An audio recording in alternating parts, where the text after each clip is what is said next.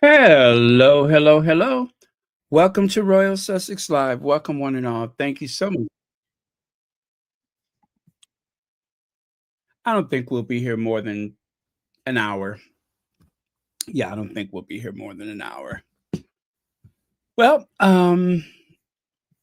we are going to do our weekly roundup, but first, we're going to go through just a couple of things that I wanted to share today.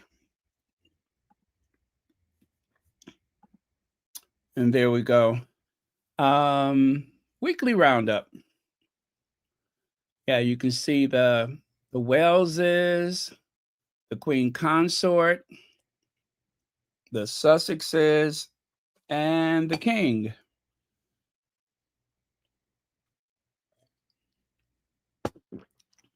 And yeah, so in their idealized versions of themselves, in an illustrated version of themselves. Um, Actually, I did not read anything about Texas today. Um, so I don't have any updates, but I suppose things seem a lot. Let me see here. Oh my goodness. Some 82 people have lost their lives, 30 feet above the usual level.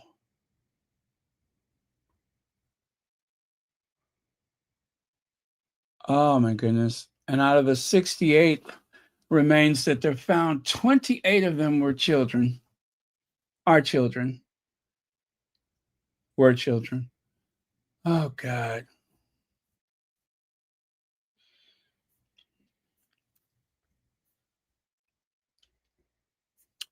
You know, years ago, there was a terrible hurricane that hit Galveston, Texas, I think it was. If I'm correct, I believe Galveston is an island. Galveston, Texas hurricane? Oh, that was back in 1900. And let's see, most of the deaths occurred near the Galveston, Texas, after the storm surge inundated the coastline and the island city with 8 to 12 feet of, uh, of a surge. And yeah, that was back in 1900.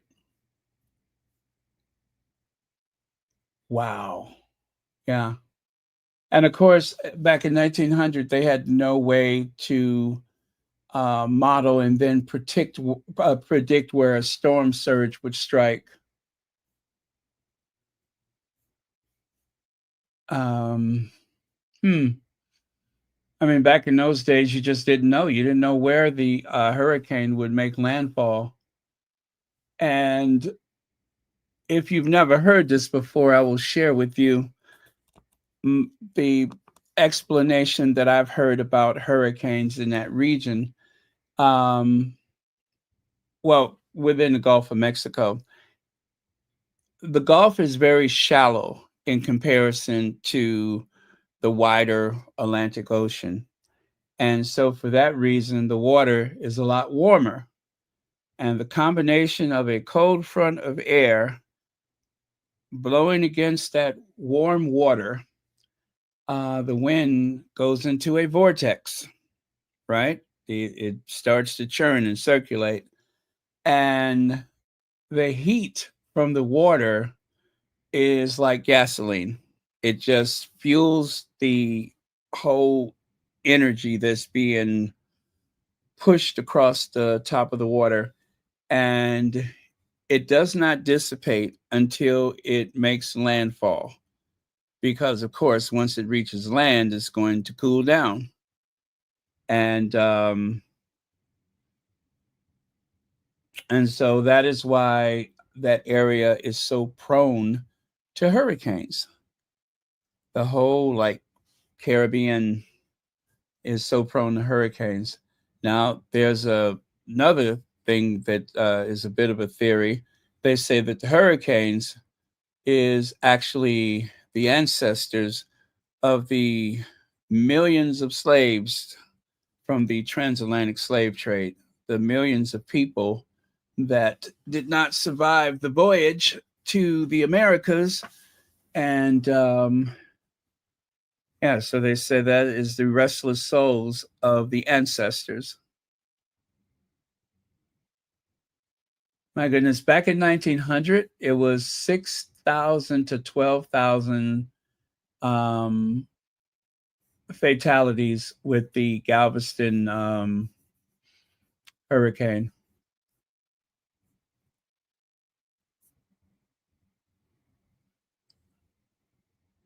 That is massive. Um, but yeah, so that is my little explanation of it. And oh, wow, that is interesting.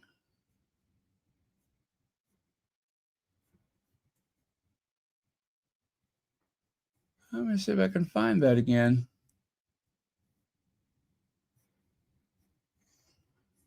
And I probably won't.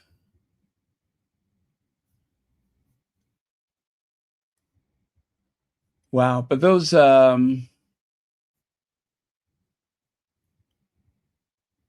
what do you call it? The when you look at the cloud formation as it skips across the ocean or across the Gulf of Mexico, it is massive.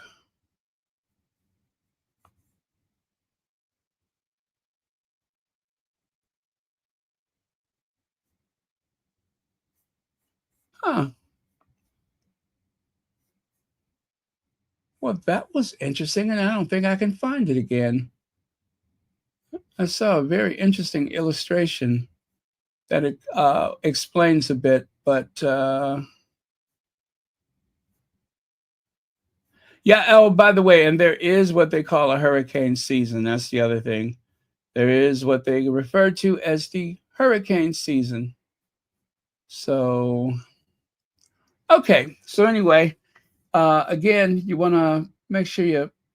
Oh, there it is, right there. Let me see if I can grab this one.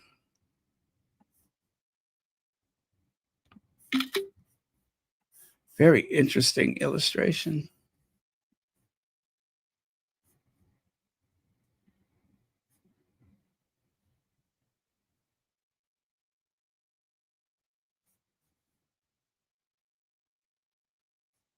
Huh.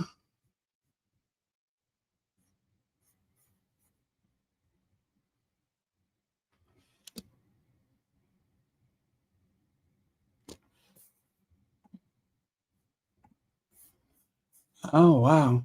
Okay. I'm going to share this photo with you and then we'll get cracking here. I've never seen this before. I will share it with you. Take a look at that. I believe it says tracks the North Atlantic tropical cyclones from 1851 to 2019.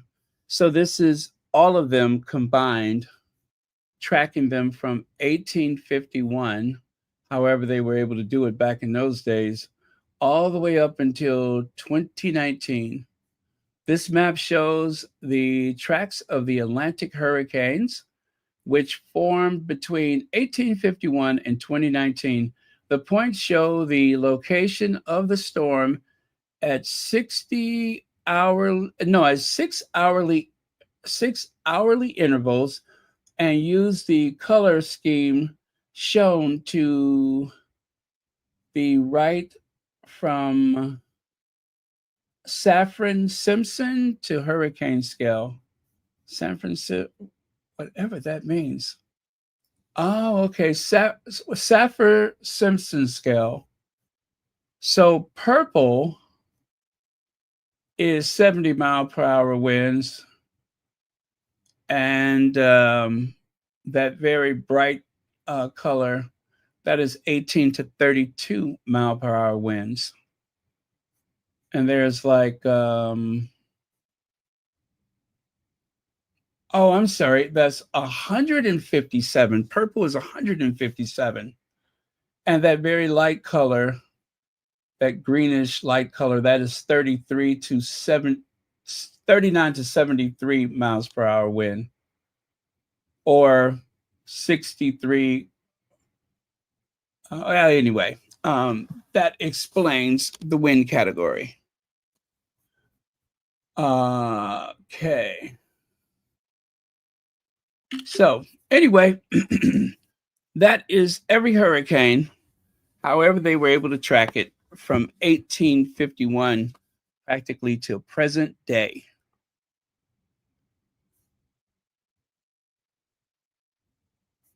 Wowee. Mm-mm-mm.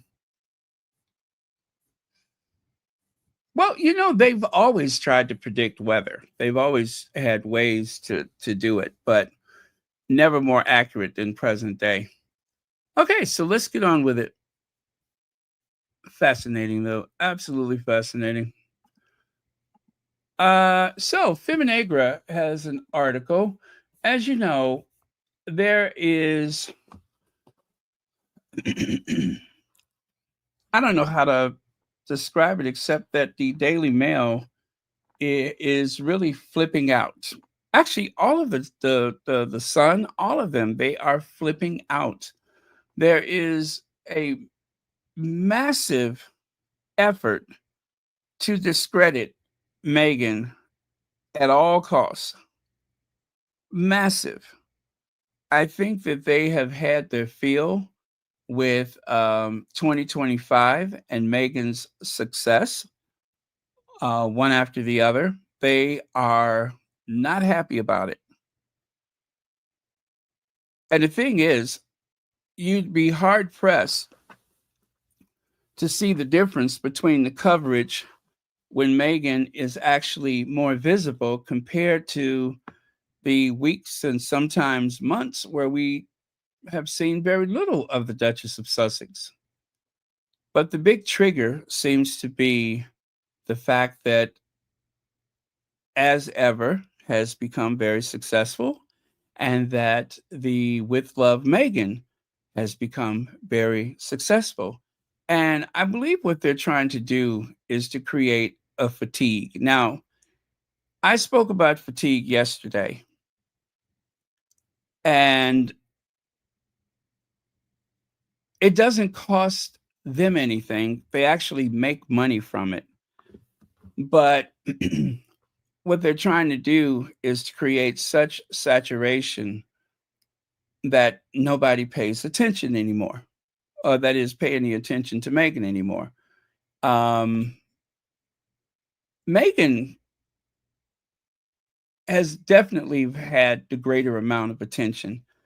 Kate's peak of attention from the day she married William to present day, her peak of attention came from the 172 days that she vanished from the face of the earth.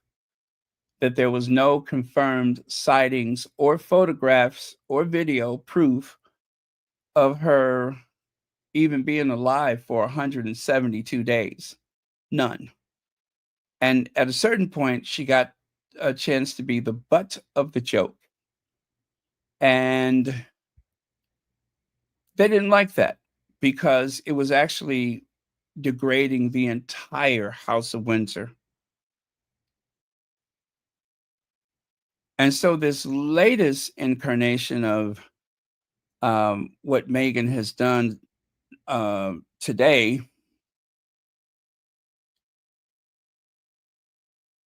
is based on the wedding, elder abuse.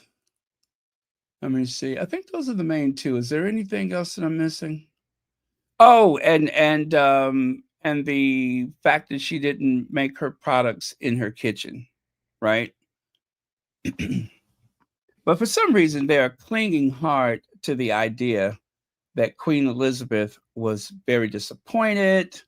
I don't like the way Harry and Meghan treated the Queen when she was so ill. no mention of Andrew, of course, and the 12 million pounds or more that was paid to someone who is unalived. Um, no mention of that. Of course, it's not. They rarely mention it anyway. As a matter of fact, Andrew was invited to a state function not long ago. So there you have it. He has, long as he stays out of sight, he's out of mind, and they have no reason to mention him. So they're going to just concentrate on Meghan. Um, and I mentioned this a long time ago. One of the most dearest friends in my life that I love so much, we had a falling out about the Meghan fatigue. And he actually told me she needs to try to keep a low profile because she's overexposed. Not realizing, and of course, he had no way to know this, not realizing that Meghan was not overexposed.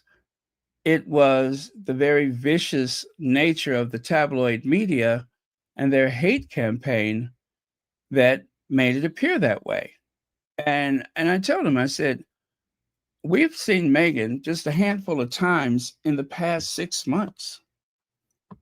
And with that, we've heard absolutely nothing from her to the point where you almost forget what her voice sounds like. I said, so that is a media construct. That is not of her making. That is the tabloid media. And you're blaming her for being overexposed with something she has no way to control. At least when they're vetting a politician, that politician is actually out on the road campaigning. Meghan's coverage was so unprecedented because Meghan was nowhere to be seen. They just had a bunch of photos that they recycled again and again. The only way for Meghan to be visible now and to have some way of controlling the um, the message and also controlling the image is that she has to do these interviews. She really has to, because if she doesn't, there's no way to hear anything positive unless it comes directly from her. There's just no other way for that to happen. It's not going to happen because of what a friend said. It, Harry could say the occasional thing, but better to come from Meghan. And then at least that way, people will hear who she is. They will know who she is from her own voice, her own experience, her own hopes and wishes and dreams, rather than talking points and sound bites. Um, I heard Hugo Vickers recently, and I don't even know some of these other people, but the ease in which they lie, I mean, flat out lie, is the best indication that they are desperate, that they have been rehearsed, and they are desperate to taint Meghan's image so that nobody likes her. They're desperate to do that. It's incredible, actually. I mean, there's just never been anything like this. None at all. And to some degree, it gives you a great example of exactly what Princess Diana was up against.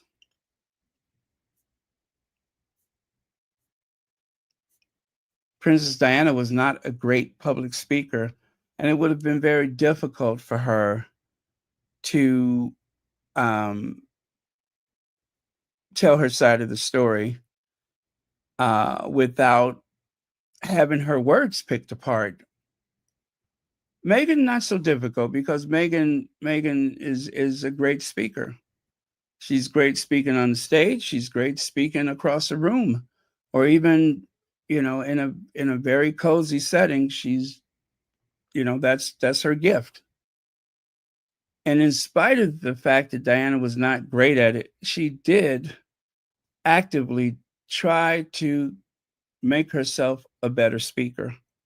Thing is, though, that most people love Diana, and in spite of all of the negative, nasty stories that was pushed out there by by the sakes of, or should I say, the um, Camilla and that Boland character, and even Charles, even though there was all of that, it it couldn't change the way people felt about Diana. Um, I don't think there's anybody who could not understand Camilla being the other woman, Camilla being um, the apple that began the rot, the rotten apple. There's nothing about that you just cannot grasp. She was the rotten apple.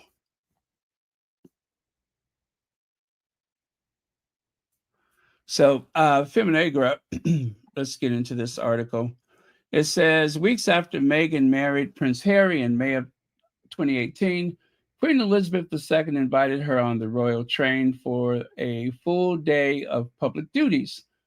That moment, captured in widely circulated images, shows a relaxed Queen smiling beside Meghan, who had joined the royal family less than a month earlier. Their joint appearance offered a striking display of unity and public trust. In July of 2025, several media reports surfaced claims that the Queen was allegedly upset before the wedding, citing unnamed royal insiders who questioned Meghan's behavior and motive.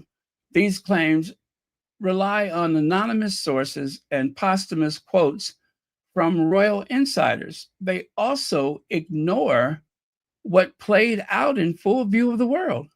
This is where the gaslighting comes in. The royal train engagement, one of the rarest honors a monarch could have extended, tells a different story. And even with all of this, they are gaslighting people. And that's what it is. This is not just trying to create a narrative. They are literally trying to gaslight people.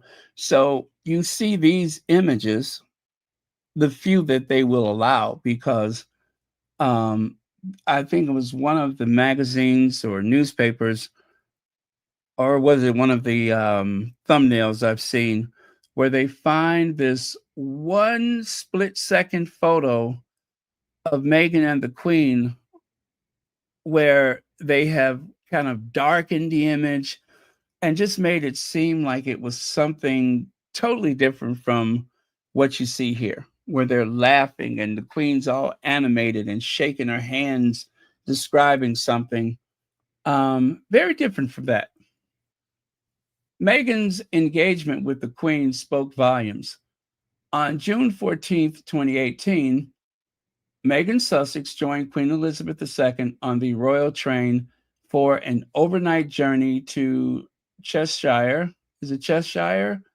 The pair carried out a full day of engagements, including the opening of the Mersey Gateway Bridge and a visit to Chester Storyhouse Theater.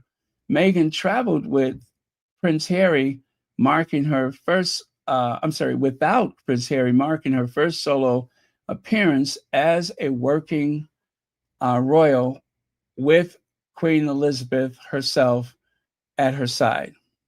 Well, I mean, was that really solo though? But that's what it says. Anyway, the rail train, now decommissioned in an attempt to cut taxpayers' costs, once stood as one of the monarchy's most exclusive symbols, historically reserved for senior royals. Its use required the monarch's direct approval. That Meghan was invited aboard just weeks after her wedding made a clear statement. Queen Elizabeth chose to align herself with her new granddaughter in law, not behind palace walls, but in full view of the public. The warmth between them, evident in their shared laughter and relaxed body language, spoke louder than any private rumor. Kate Middleton may have waited nearly a decade for the royal train invite, but even then, the Queen didn't bother to join her. When Kate and William finally boarded the train in December of 2020, it was for a PR tour without Her Majesty. Unlike Meghan, who rode with the Queen less than a month after her wedding, Kate's solo free journey lacked both the timing and the symbolism.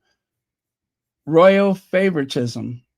The Queens reportedly valued women with a work ethic, something Kate didn't showcase before marrying in. Maybe that's why she never got a seat beside the monarch. The Queen never rode the train with Camilla either, even after years of marriage to the to then Prince Charles. Another sign of how rare Meghan's ride truly was. Media claims ignore what the public already saw. Tabloids report this month claims Queen Elizabeth doubted Meghan and felt disturbed by her disagreement before the wedding. Much of this narrative rests on comments attributed to Lady Elizabeth Anson and royal biographers who never interacted with Meghan directly. Their version of events contradict what the Queen actually did. Meghan was not sidelined. She was trusted and represents the crown without Harry present to stand beside the Queen and to carry out duties using the monarchy's most exclusive tool. This is not how the Queen treated people she feared or disapproved of. Since Meghan and Harry stepped back from royal life, media outlets have regularly tried to um, recast her as divisive, controlling, and ungrateful. This effort often depends on uh, distorting timelines, omitting key facts, and recycling old rumors as fresh revelations. Meghan Sussex royal train engagement remains one of the strongest factual counters to that effort. It shows a woman who was not only welcomed, but also elevated. And lastly, the record still matters. In the years since Queen Elizabeth's death, royal commentators have increasingly weaponized selective memory, but history remembers what really happened in Cheshire in 2018. Do the millions who watched it unfold? The Queen's gestures were deliberate. She understood the power of visibility, the meaning behind who rides beside her, and the symbolism of extending trust in public view. Meghan's royal train journey was more than a ceremonial event. It captured a monarch embracing her new granddaughter in law with grace and dignity. That public moment left a permanent mark. Even if critics now attempt to rewrite it, perhaps that's why some voices are so desperate to distort the past. They know the bond between Meghan, Harry, and the Queen was real. So real, in fact, that Harry and Meghan named their only daughter after the Queen's most intimate nickname. And history remembers how the British press lost its composure when that name Lilibeth was announced. Try as they might, no amount of revision can erase that fact. The record speaks for itself. So there you go. Thank you, Feminegra, that is, for bringing that into sharp review. Um, the Royal Train, the Royal Train is, they're going to have some ceremony, and I believe that the last use of the train will be in 2026, is it? Or something like that. In all likelihood, the train is going to make its way to the Railroad History Museum in York, England, which is a great museum. They have Queen Victoria's train up there. So um, it also got to the point where if they were going to use the train in the future, it was in desperate need of an overhaul.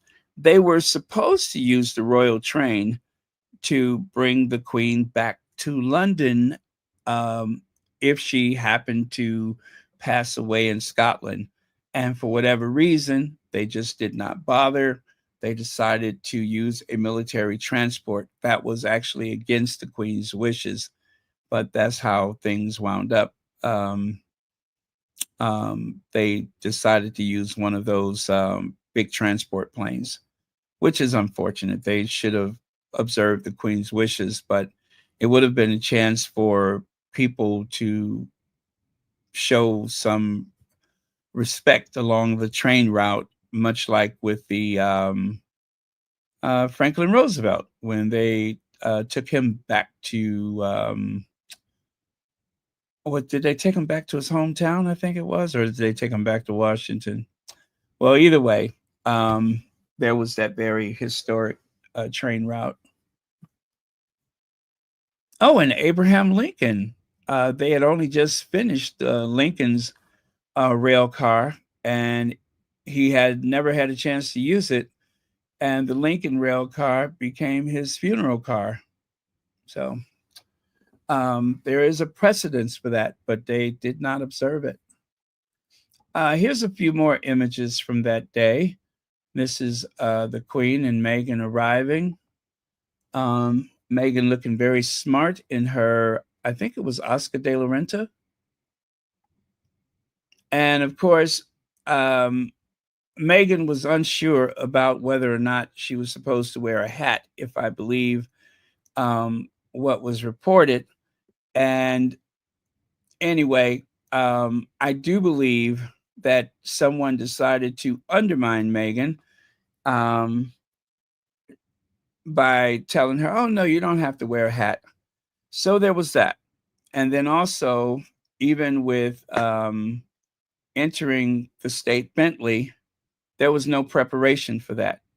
And the thing is, Samantha the Panther Cohen was supposed to be there for that reason, and she just neglected to say anything.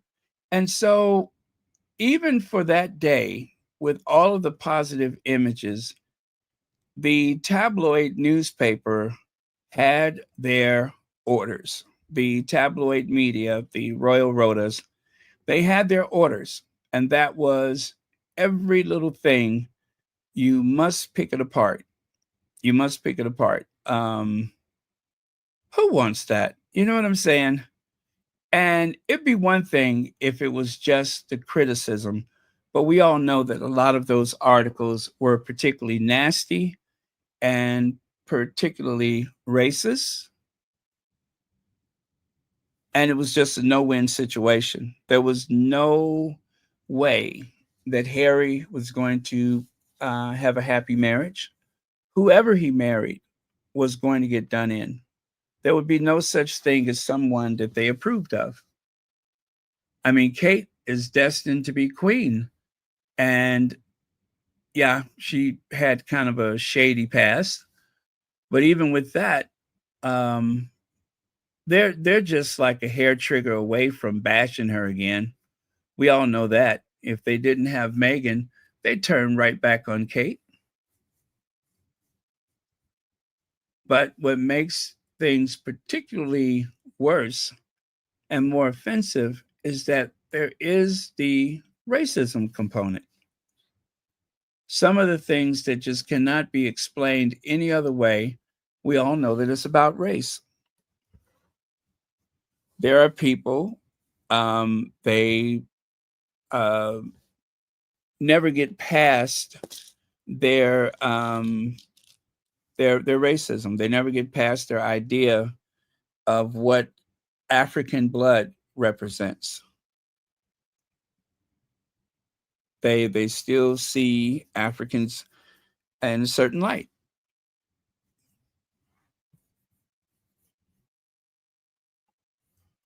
Now, this is well, I'll leave that there. I'll leave that there for a second. I'll take a look at a couple of your comments and then I'll move on. Let me see here.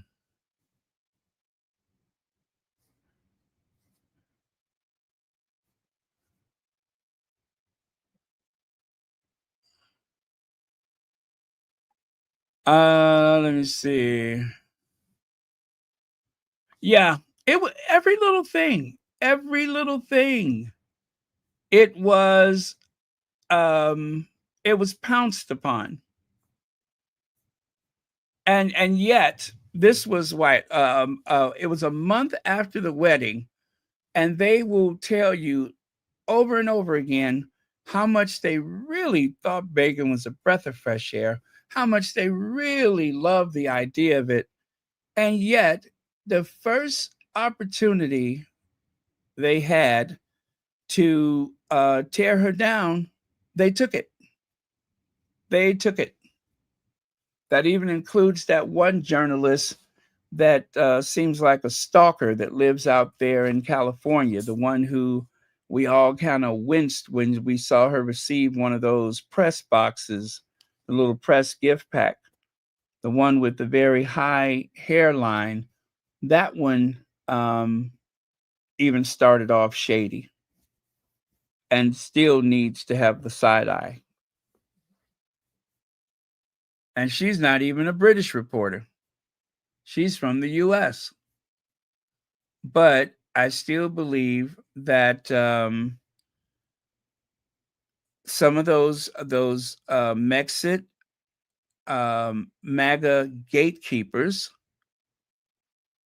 they do the best that they can to conceal their disdain, and yet they just cannot hide it. They cannot hide it. It just gets louder the more they try to hide it.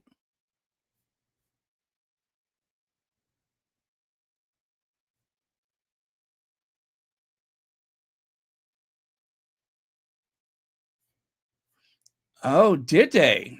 I didn't know about that.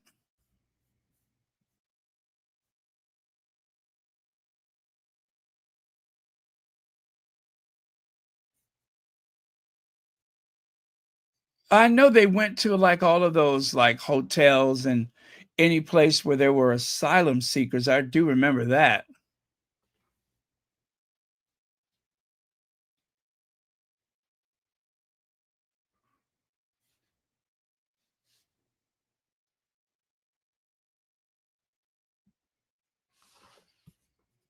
Yeah, Guy wrote in style that day, didn't he?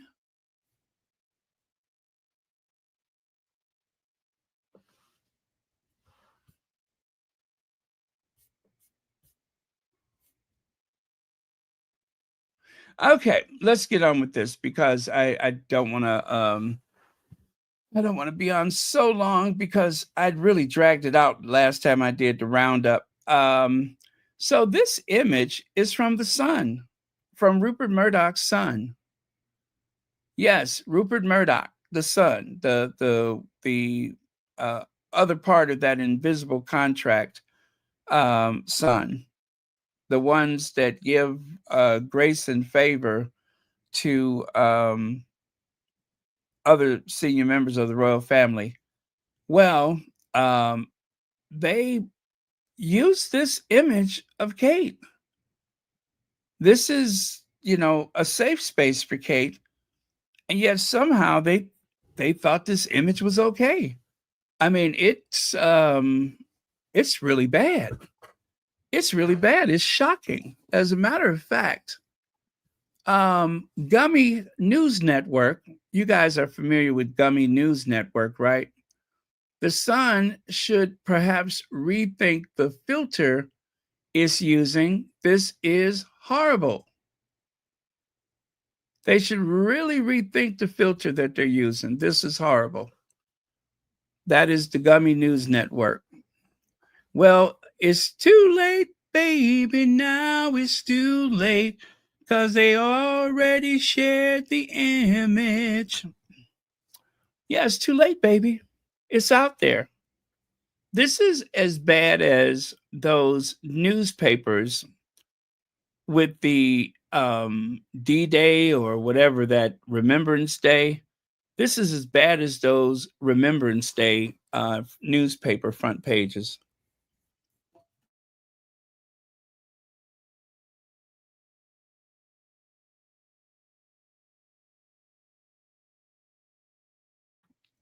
As a matter of fact, I think it's worse. It is worse, but you know what? Keep them coming. Keep them coming. I like it just fine. I love the unpretentious Kate Middleton.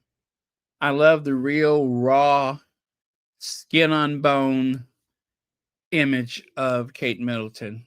I think it shows that no matter how old you are, you can always age gracefully. And that's what she's doing. She's representing real women. God bless her. I think that that people should do this more often.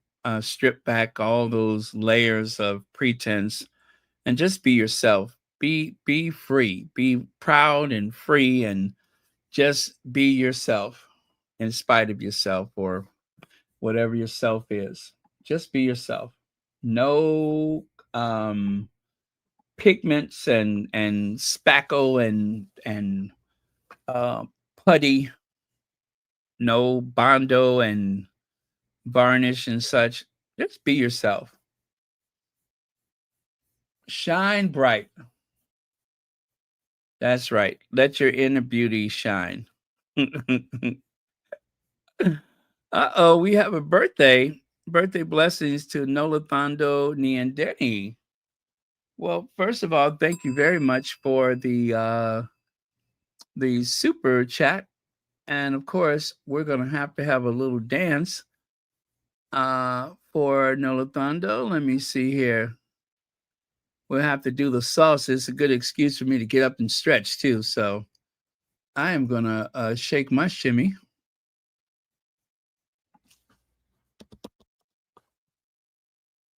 Okay, here we go.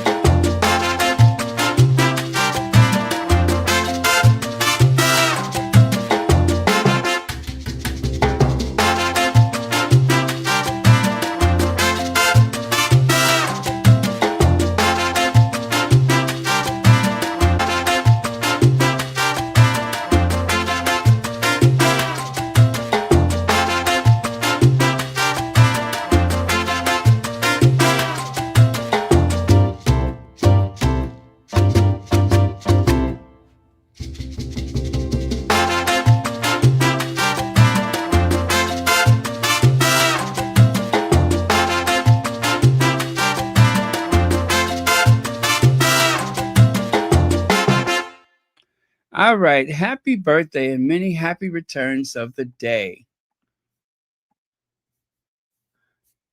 Okay. Let me get back to, where did I leave off?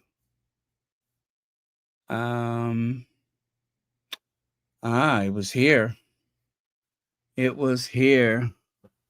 So yeah. Anyway, that's what real women look like. Uh, the unvarnished truth, unfiltered.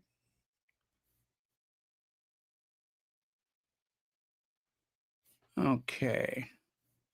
And of course, I checked in on someone I haven't seen for a long time, Karen Arms. Now, Karen is not a squatty, but she will drop the occasional truth bomb. And right here, she says, if she's well enough to ski, then she's well enough to be a full time royal.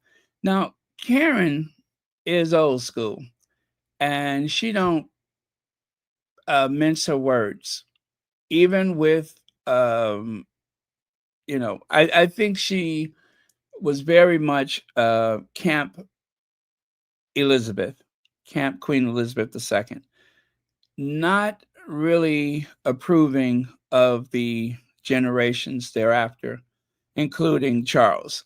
And she's particularly hard on Will and Kate, as well she should be. What's that? Haven't had an extension filter in a while.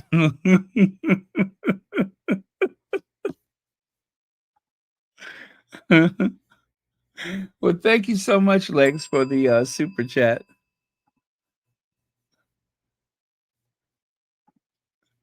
So yeah, that was Karen Arms, who I tell you, she doesn't mince her words, and she doesn't suffer fools lightly either. Now, I never saw this, but someone made a very disparaging remark about Gwyneth Paltrow when she and Meghan were seated in the kitchen. Well, Meghan was seated in her kitchen, and she and Gwyneth Paltrow managed to put out a fire before it even started. It says right here, I used to like Gwyneth Paltrow, not anymore. I didn't know she was also another yacht girl. My impression of her has gone to the gutter after knowing she is seen with a lowly woman like Meghan Markle. And Karen Arms says Kate fans are really something. Imagine calling the daughter of Tony Award winning and Emmy Award winning Blythe Danner, plus writer and director Guild Award winner Bruce Paltrow, a yacht girl, while the daughter of a bankrupt zero cabin crew awards and zero British business awards is an angel? Really?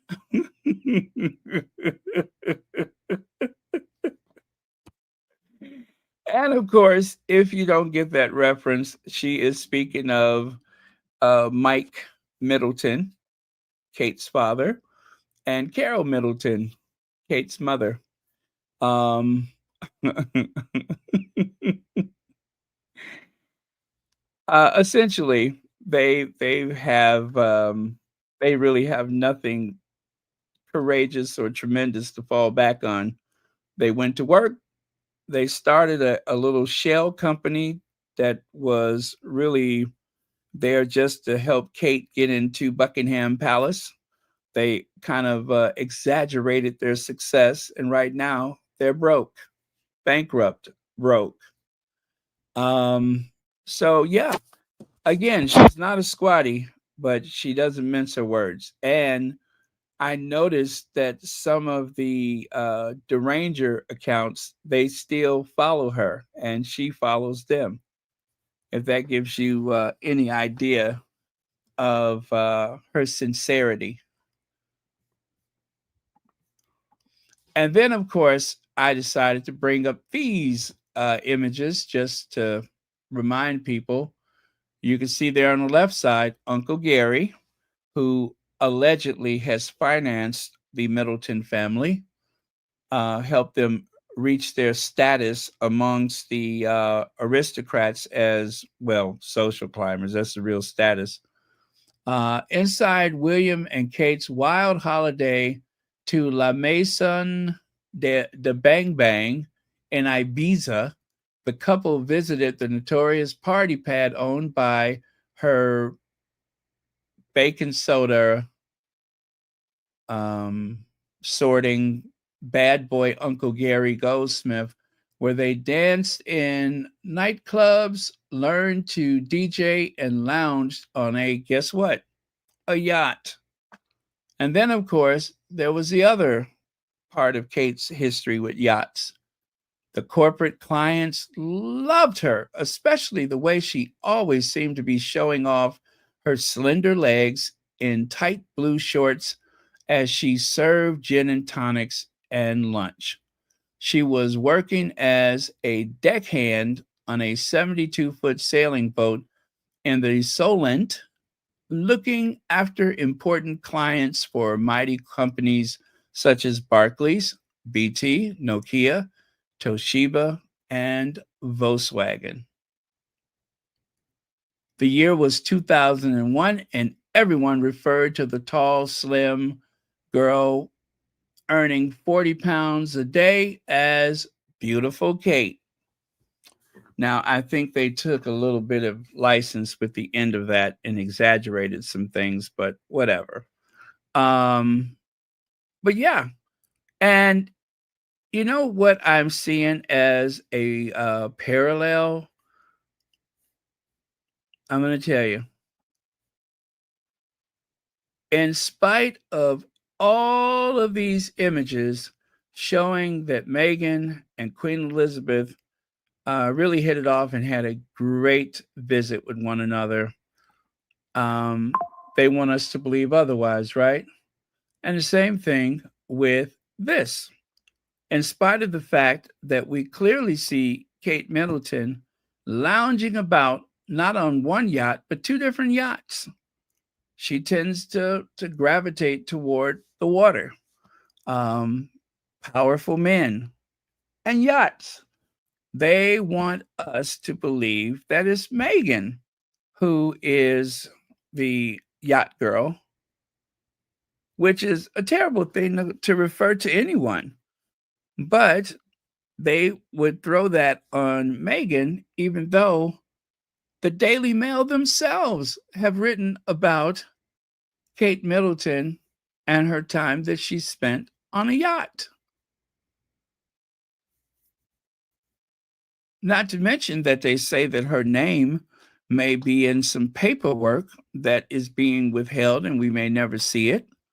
But amongst all of those people whose name keeps coming up, I mean, let's think about this. Those people that were involved, they did spend a lot of time in the UK, right? And of course, technically, the the queen's son that is so close to those people um, is Kate's what uncle by marriage, right? So small world, isn't it? It's a very small world, and yet they want to indict Meghan and to hold her up as an example of someone who's only gotten by with her looks and that she spent a lot of time with wealthy men.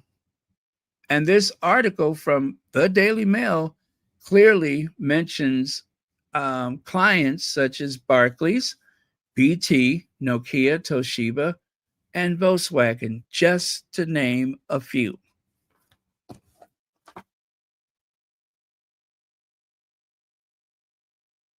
Just to name a few. Now, I'm going to show you this and then we'll start doing a little review of the past week, starting with the 30th of June. This is a cake. You guys, this is a cake. It is a Ralph Lauren inspired cake. The artist actually printed what looks like fabric.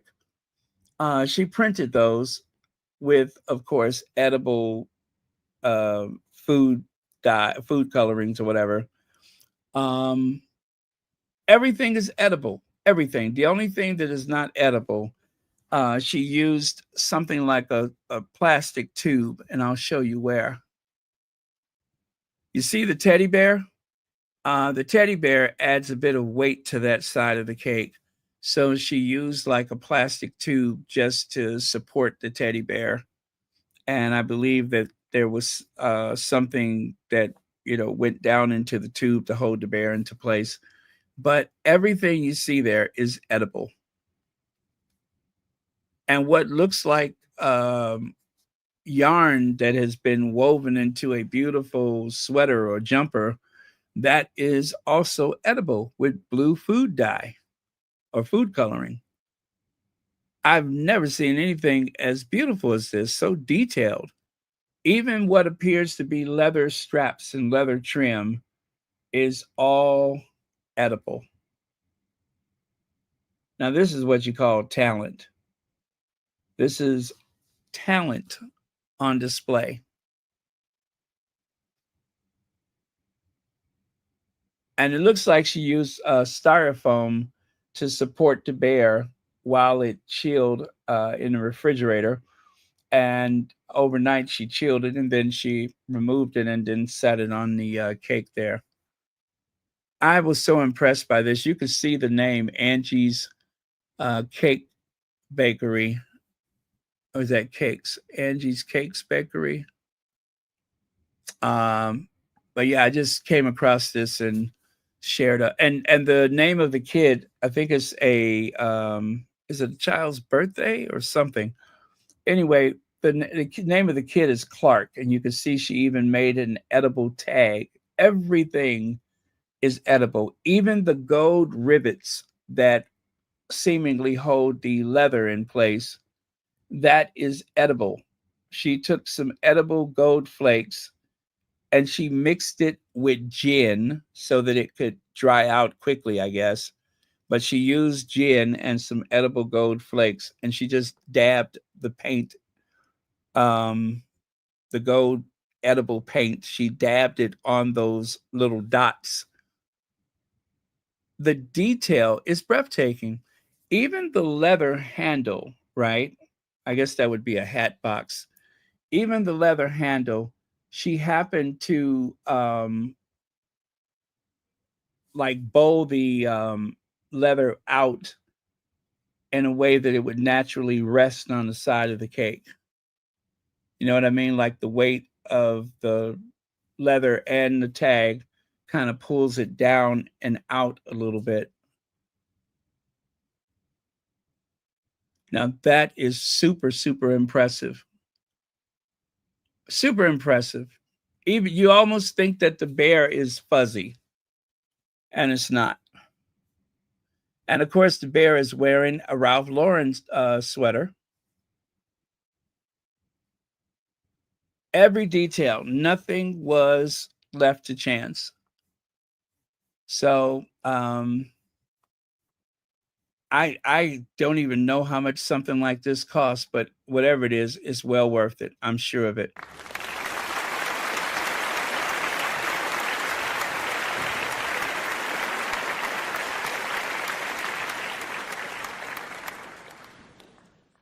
Okay, let's slice through these things. I'm not going to go into everything because it is too time consuming. But we have this Harry and the what is that? Bartier Mental Health Charity. This was like a little surprise outing for Harry. We didn't know that was going to happen, but yeah, it was just. Can you believe it was just Monday? He was in New York City. Seemed like it was ages ago, but just Monday he was in New York City. Isn't that something? And then, of course, just one more sleep till the poor. Rose joins the party tomorrow. Cheers. So we had all that time to prepare ourselves. And of course, the Tignanello, that is what started Meghan's real life as a wine connoisseur. Before that, she drank fine wines, but she said it was something about this one that really gave her the aha moment where she said, now I get it.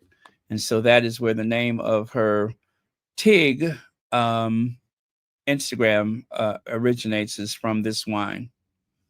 And of course, as you guys have informed me, that is Jennifer Lewis. I don't know why I didn't recognize her, but again, her leg was under the table or out of view. So how could I know that was Jennifer Lewis if she ain't got one leg stuck in the air? As ever, award winning, and why I call it award winning is because, well, it beat out those others.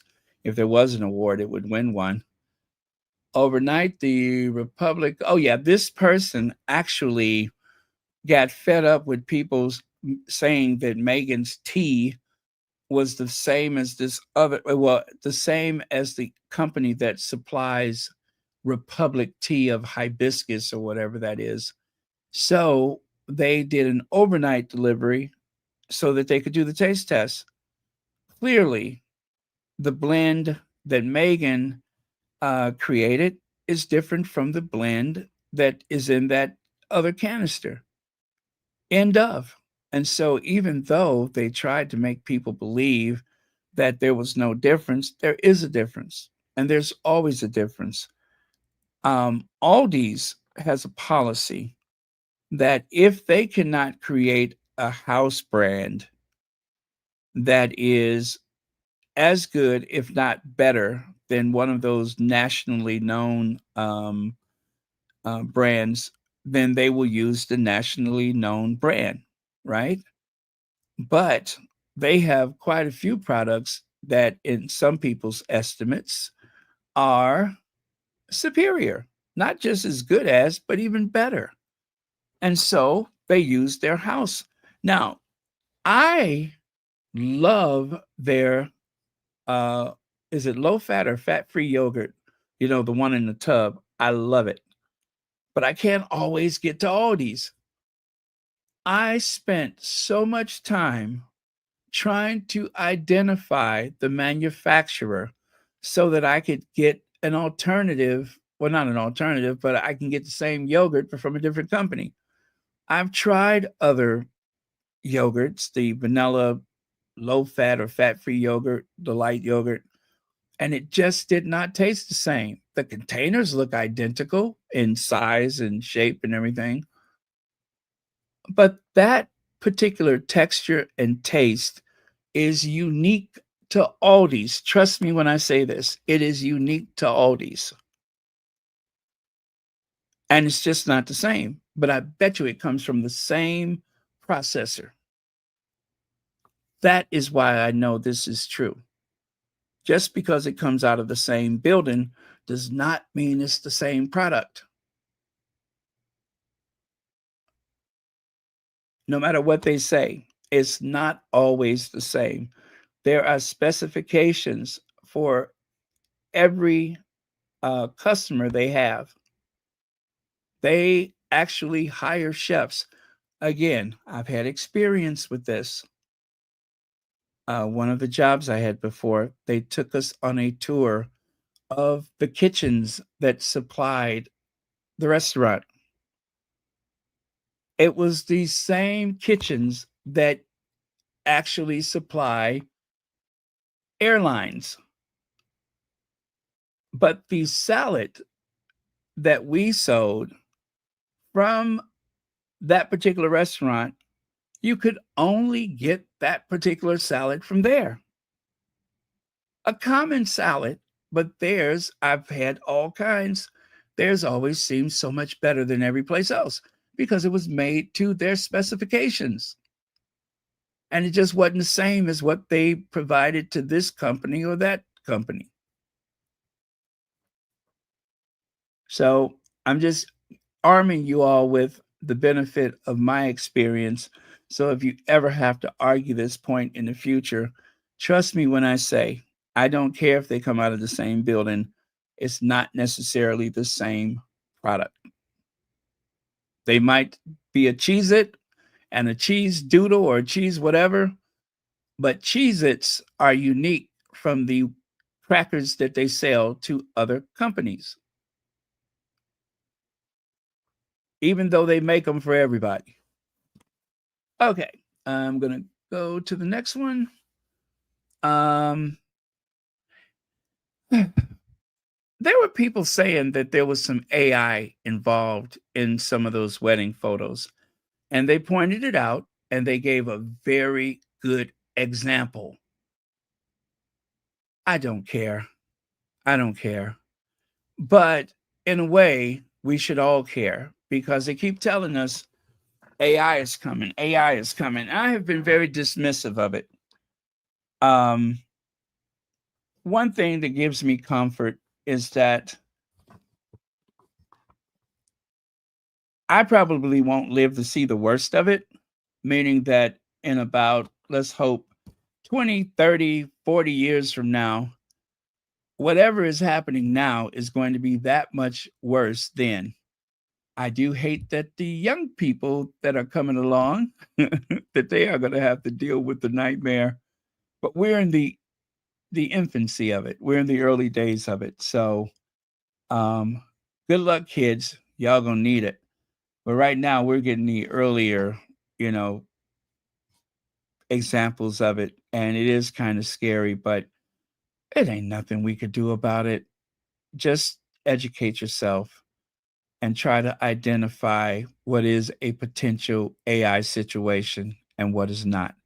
That's the best we can do, is to educate ourselves.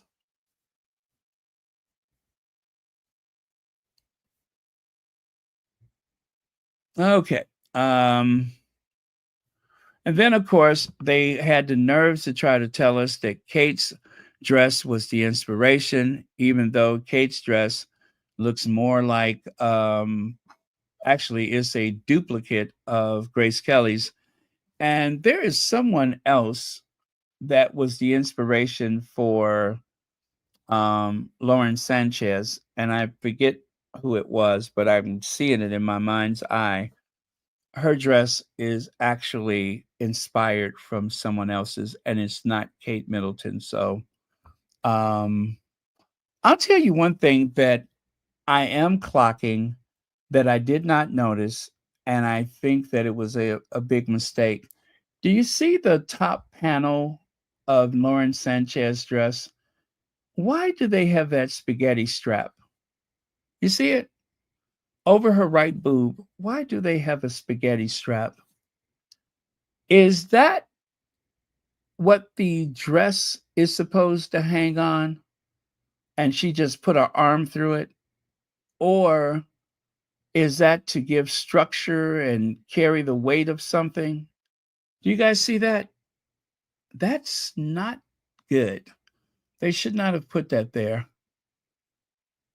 Um, it's like very unnecessary and it's distracting. You already have a seam for the shoulder, and yet they have that ridiculous spaghetti strap. You could barely see it here, but you can clearly see it there. You know what?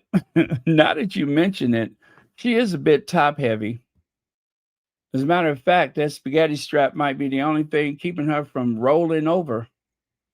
Yeah, point taken. Thank you.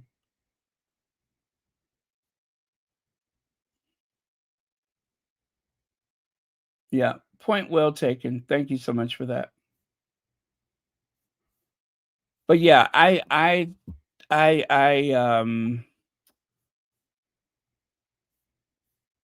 oh, you mean about the whole AI scary stuff that they're saying?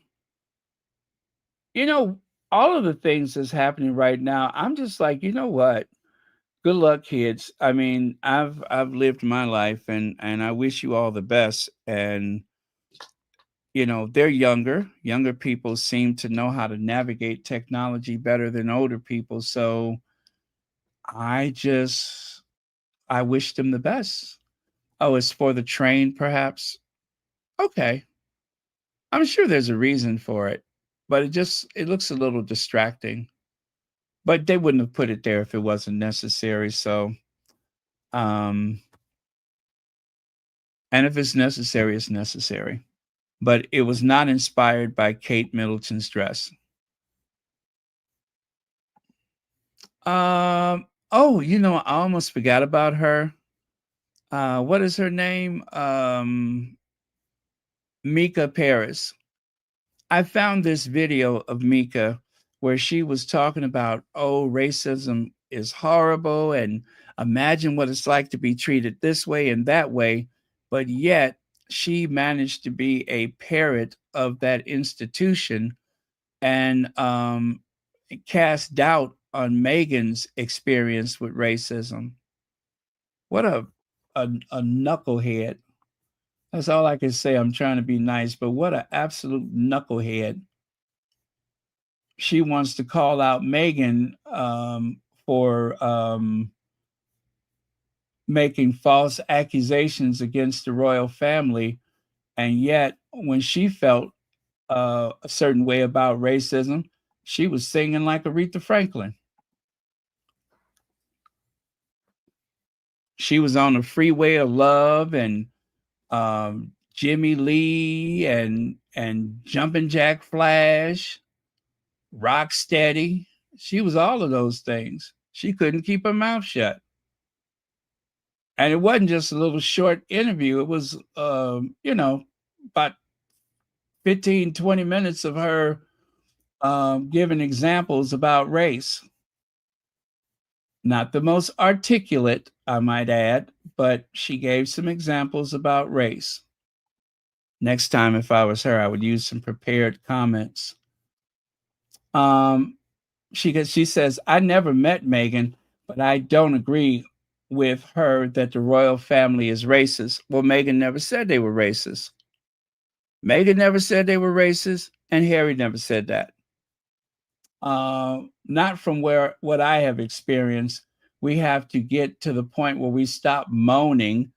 I'm telling you guys, I didn't share the link to this video, but I promise you, that's exactly what she was doing. She was the one moaning. Anyway, I'm not going to go into all of that.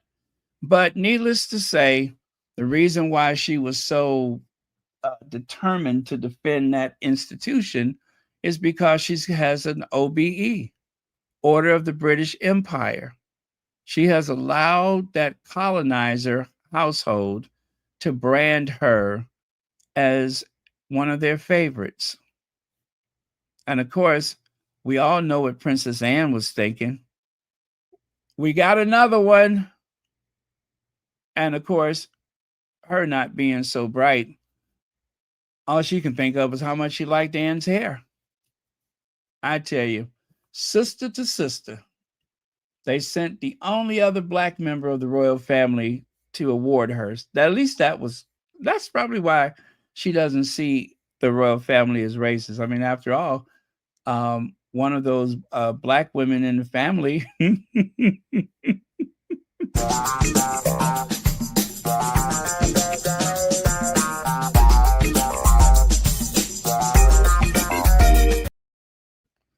Yeah, one of those black women in the family bestowed that medal upon her.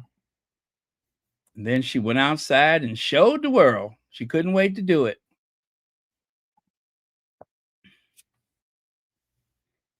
What a stooge. So predictable. Okay. And then there's this. It's so easy to prove that the Gummies News Network is bio-racist piece of excrement, allegedly.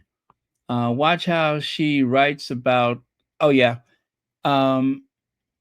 she has a very light touch when she criticizes other royals, and she saves the nastiness for Meghan.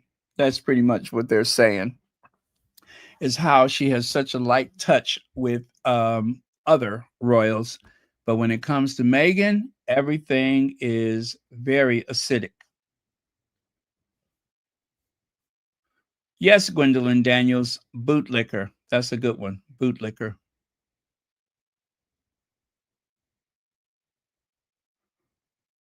Okay, so next.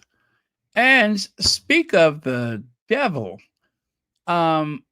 People believe that is an image of the Gummy News Network lady. Not lady, person. I'm not going to call her a lady. People are of the opinion that is that walking side of beef, that the reason why people smelled bacon while they were watching the royal family's procession go by. Yeah, that was why there was the telltale smell of bacon. That was those mammoth thighs creating all that friction.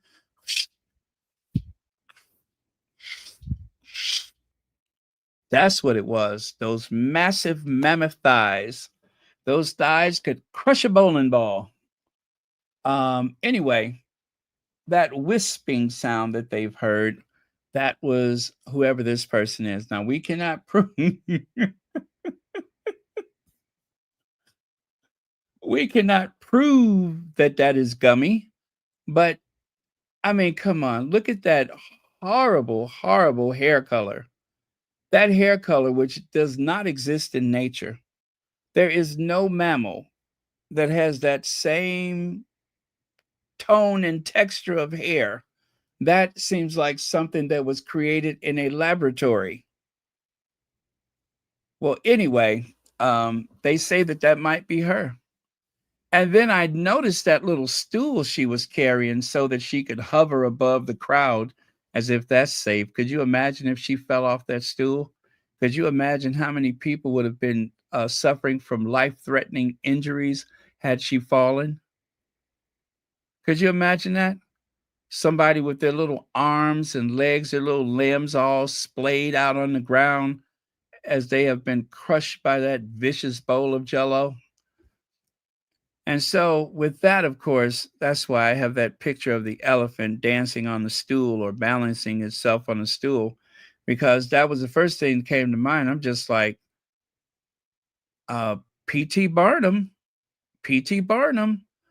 All I could think of was the Ringling Brothers and Barnum and Bailey Circus has come to town in London.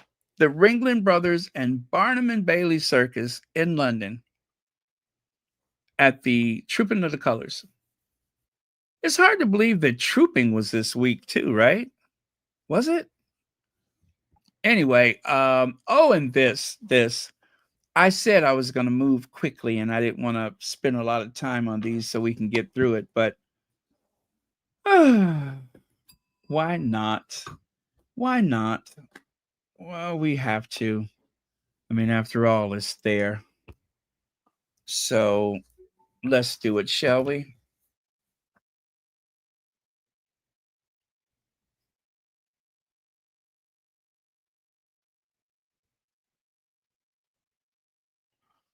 Yes, let's do it.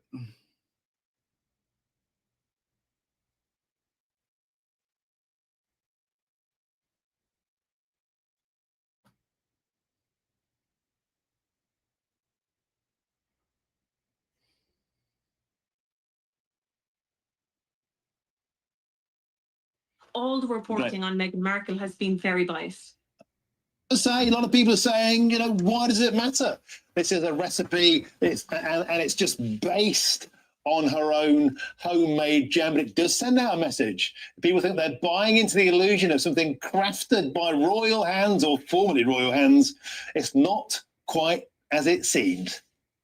Well, that's the thing. I don't think this is the gotcha moment that the press are hoping for. This is actually industry standard. To meet demand, she obviously has to outsource where it's manufactured. She can't set up a production line in her kitchen. But as I said, this is complete industry standard. If you look at Martha Stewart, she's had a whole career on building homemade products, food products, and also homeware products. And they're all manufactured in Pennsylvania while she lives in New York. So I don't see her anytime soon setting up a production line in her New York kitchen to meet demand. And even if you look at the Windsor Strawberry Reserve that's being sold on the Windsor website, that's not made in Windsor. Believe it or not, it's made elsewhere in factories around the UK. So yeah, this isn't the gotcha moment that people are hoping for. And it's actually just a smart business move, really. And if she wants to be able to meet demand this time around and not sell out within a half an hour like she did the last time, and this is the only way to do it. Well, you're being very charitable there, but what about the carbon footprint? Here's a couple that fly to the Google climate change conference, stand there barefoot, having flown on a private jet, and they're flying jam 2,000 miles across America. You're not telling me they could make that jam a little bit nearer to their Hollywood estate? Well, the carbon footprint is actually every single business out there, if you look at all the businesses, large companies, all the ones that we know today, they all use manufacturing plants that aren't in the location where the product was created. So it's just industry standard. It happens. If we're looking at Meghan Markle with this fine tooth comb, that means we have to open it up and look at absolutely every single massive business in the world and ask, why are you producing it so far away from home? Shouldn't this be produced in your kitchen? What about the carbon footprint? Do you know, it can't be one rule for Meghan and then other rules for other global businesses. Well, I think perhaps it can, because if you're sanctimonious about people's everyday carbon consumption, about we should all cut down on holidays, we should all be lean, green, and clean, and then you fly in jam jars 2,000 miles. I think those with glass houses or glass jam jars shouldn't throw stones. Well, are you going to look into the carbon footprint of the Windsor Strawberry Reserve that is made elsewhere in the UK? We're flying that around the world. Lots of Americans buy that. More Americans buy that than people in the UK. So are we going to ask the Windsors what's going on there? Are they offsetting their carbon footprint? Do you work for Alan? Do you work for Meghan Markle? No, I don't. But what I am is a journalist, and I'm fair. And I like unbiased reporting. So that's what I base my reporting on. And I think that actually all the reporting on Meghan Markle has been very biased. A lot of people are saying, why does it matter? Okay. She said what she said. That they have been very biased in their reporting of Meghan Markle. And that's true. They have been very biased, and still I don't know what this guy is talking about with the Google whatever he said it was. That one he just pulled out of his rectum and just put it out there, which was very tacky on his part. And then of course that face he made. Do you work for Meghan Markle? I don't know why they put this together, but I am grateful because it really shows the desperation. It really proves what we've been saying. This guy was in Canada, and he is dressed like a field marshal, even though he spent a couple of days in service and decided it wasn't for him, and he just dropped out.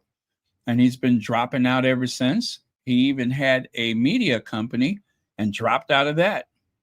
And so contagious was his dropping out, he married another dropout, someone who had a PR firm, and she dropped out of it. I mean, together, they're two of the biggest failures on the face of the earth. But the Queen gave them a lovely home that is theirs for 99 years, I guess, or whatever it is. They've done nothing to earn it except for show up. And then, of course, he gets in those uniforms and, well, he looks the part. I mean, if they were trying to cast a movie with the new Barney Fife, with the new I don't know why he reminds me of, what was his name from Mayberry from the Andy Griffith Show? That's who he reminds me of. He kind of gives me that Barney Fife energy. He's like Barney Fife meets Anthony Perkins. Yeah, it's Barney Fife meets Anthony Perkins. On the one hand, he looks just as deranged as Anthony Perkins in the movie Psycho. And also he seems very scrawny, like Sheriff Barney Fife or Deputy Barney Fife. Yeah, that's the energy that I'm getting. Dressing up clothes, what a Walter Mitty. Let's see. Charles has appointed the Prince William and Princess Kate as guarantees of the royal warrant. So they will, Don Knotts, that's his name, Don Knotts. Did anybody say it or no? Don Knotts? I could not remember that name. But when I saw Knowing, I thought KN, and that's where I got the Don Knotts from. That was his name, Don Knotts. It's like Don Knotts meets Anthony Perkins. So yes, the royal warrant, that is that thing that goes over the shop window or over the door. They can advertise with that. That means that the products that you make are of great quality and that you are actually privileged to sell your wares or your products to the royal family, that they have purchased those products. Like, for instance, Queen Elizabeth used to buy her undergarments from this one particular lady. However, that relationship ended because that lady wrote a book and she quoted a conversation that she had with Queen Elizabeth. The palace did not like that, so I believe she lost her royal warrant. But they expect discretion. Not that it's necessarily anything to be discreet about. There are some chocolates that have a royal warrant, flower shops, apparel stores, and such. But they do expect discretion. Prince William and former Prime Minister David Cameron embroiled in royal court. Okay, that was an old story, but it reminds us of a new story, and that is that that lady was taking $25,000 so you could have an opportunity to spend time with William, or £20,000 in the UK, for his charity polo. Now, they say once William learned about this, he ended that relationship immediately. But the question is, how long did he know that it was going on? Did he only end it because the press got involved?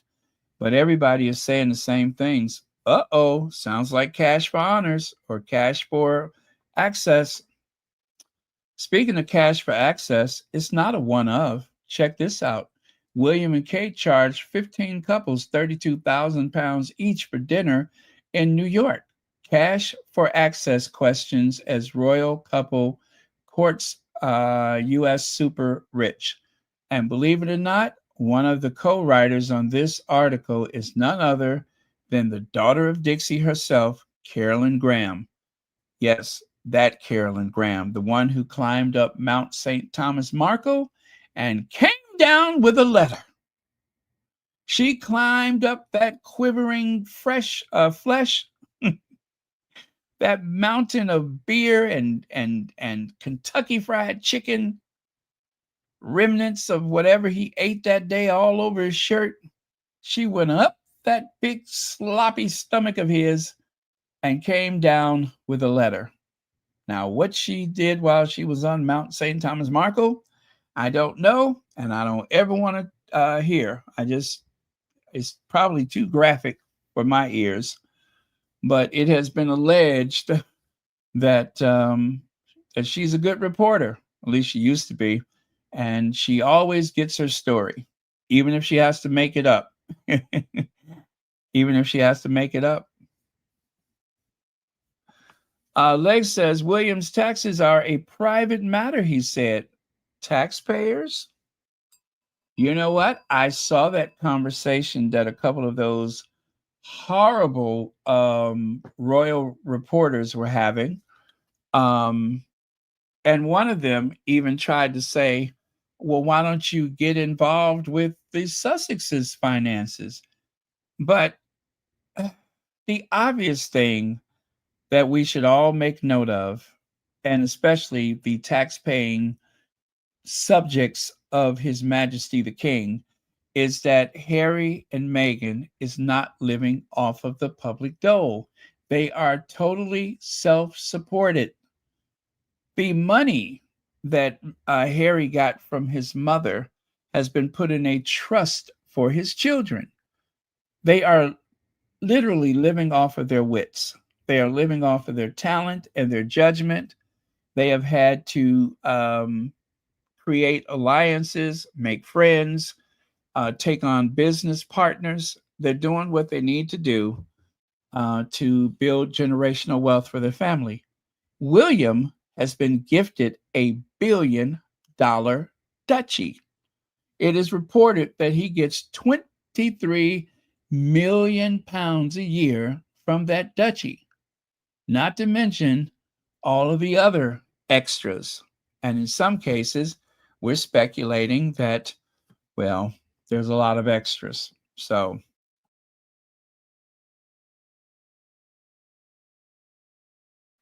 William, who is, by the way, thank you for the super chat, who is, a public figure and accepting public money, needs to come clean. Otherwise, he is going to open himself up to a lot of criticism. A lot of questions will be asked if you don't tell us about your taxes. Now, those reporters, one of which was trying to say that he's entitled to his privacy. No, he is not. No, he is not. Remember, Harry and Meghan, oh, we paid for that wedding. We have a right to know everything that's going on in their household. Isn't that what they said? Well, they paid for the Cambridge's wedding, their helicopter, the reconstruction and refurbishment of apartment 1 in Kensington Palace. They paid to kick out the family that were living at Admiral Hall. They paid for a multi-million-pound driveway for Admiral Hall. The public has paid for a lot of stuff for them.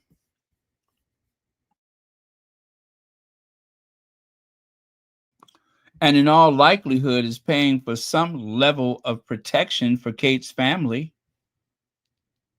So what's paying for something else? Right? So just tell us how much tax you're paying and stop playing. Girl. Anyway,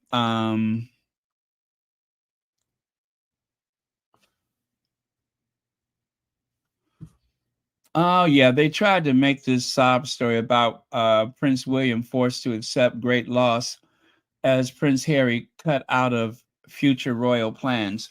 Well, them's the breaks. Leaking and briefing against your own family, setting your dogs against your own brother and his wife, feeding your brother, his wife, and his children to the wolves.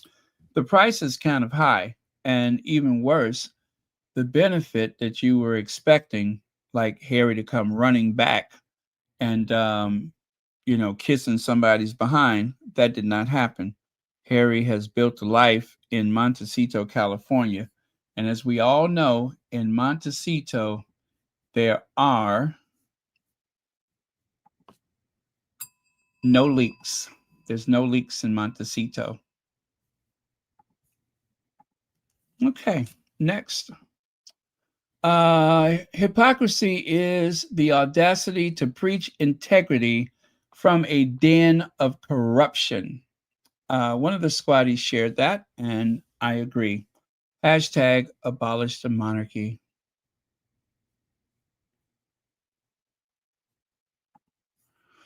Also, Windsor Castle has added the king and queen gave a luncheon party to the companions of the most notable Order of the Garter, which the Prince of Wales, Duke of York, Duke of and Duchess of Edinburgh, the Princess Royale, the Vice Admiral Tim Lawrence, the Duke and Duchess of Gloucester, and the Duke of Kent were present. But who wasn't there was, of course, Kate, who seemed to have been snubbed again. I mean, they had a luncheon and she was not invited. The fallout between the two houses is as clear as day, especially Kate and Camilla. Royal train to be cut in palace cost-saving measure. Well, people are asking about William's taxes. People are asking about the 2 new helicopters that they just purchased. They're going to cut the train but they haven't mentioned anything about the new helicopters. They don't want to talk about those new helicopters. If Charles and William want to live up to their environmental credentials, then they need to use cars more often. They need to use the public train. As the Queen did not always use a private train. The Queen also sat in the first class section of one of the rail cars, one of the standard diesel rail cars. Yeah, they did not go through all the trouble of taking her train out of mothballs. They actually put her on a public train. Now, of course, you couldn't get near her, but she still took a train like everybody else. That is way more than you could expect from those other misfits. Prince William had a lot to say this week, but is anyone listening? No. No. No. And of course, I was making a case for the As Ever Rosé by reminding people that I myself have purchased the Downton Abbey Claret, a red wine from Downton Abbey. And as you can see, it was a blend from 2012. That was the year that that wine was made. And I promise you, it was barely 2013 or 14 or maybe 15 when I drank it. It's long gone, but it was delicious. And I only purchased it because it said Downton Abbey. No other reason. So, yes, those products that have a celebrity name or, they sell. They sell. People want a chance to experience certain things. And of course, a claret. I never had a claret before. I mean, it's just a red wine, but that's what they always say on Downton Abbey. They always refer to the red wine as claret. I don't know that it's much different from a, what is that? Cabernet, whatever it says there. I can barely see that label, but it's just a different name. But again, I just purchased it because it said Downton Abbey. Things end, people leave, life goes on. I wish somebody would tell that to Prince William. Okay, that's not bad. We got through that kind of fast. Let's keep this streak going. All right, there is the first. And of course, the first is Vino Day, and it also happened to have been Princess Diana's birthday. So we reminisced about the People's Princess. It was also Canada Day, our neighbors to the north. And we found out that 20 most loved countries, Canada is number one. Well, look who's at the top of the list. Oh, Canada. As ever, sold out in 45 minutes. That Napa Valley Rosé sold out in just 45 minutes. Congratulations to the Duchess of Sussex. Feminegra wrote an article about the Meghan effect again.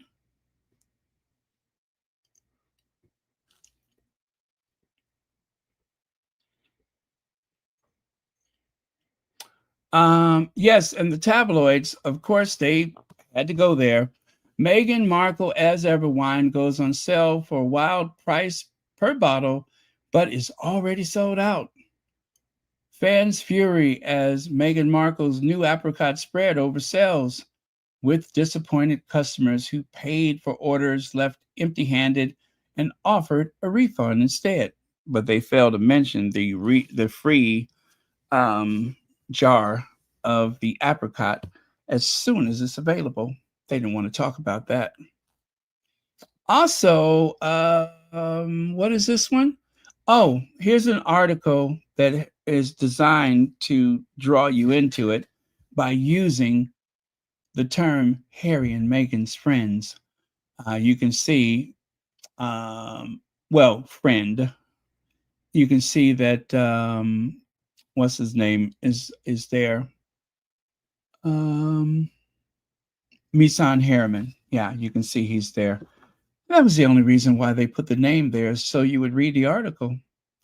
Prince William teams up with Stephen Bartlett rather, and Gordon Brown as he champions cause close to his heart, which I am impressed that he has a heart, but I digress.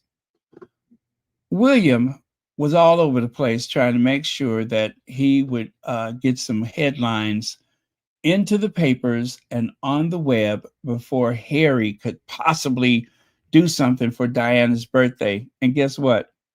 Harry didn't do anything. William got up early that morning, hit the ground running, was dressed and out the door and running here, running there, doing this and doing that. And Harry was somewhere out in Montecitos sleeping in that morning.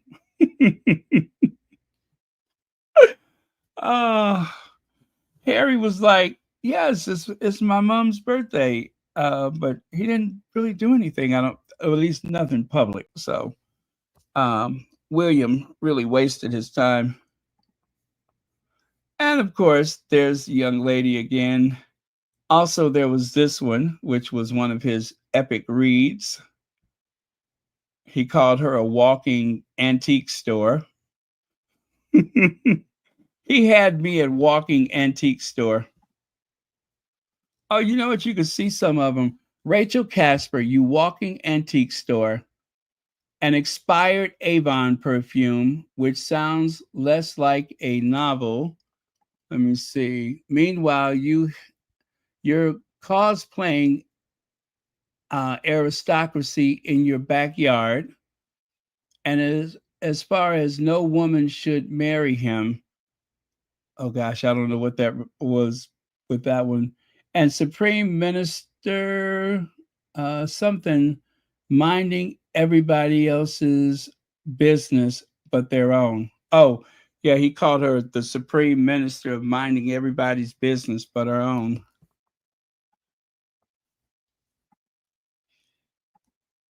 All right.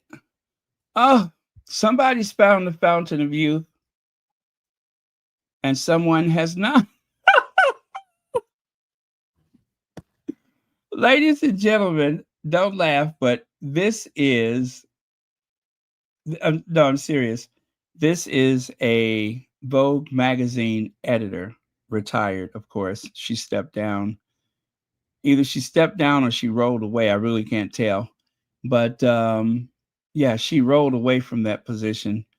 But that is Alexander Shulman, a known Meghan hater, allegedly, and someone who kind of got on my nerves talking about Meghan. So ever since that day, I have just wanted to remind people that she was not a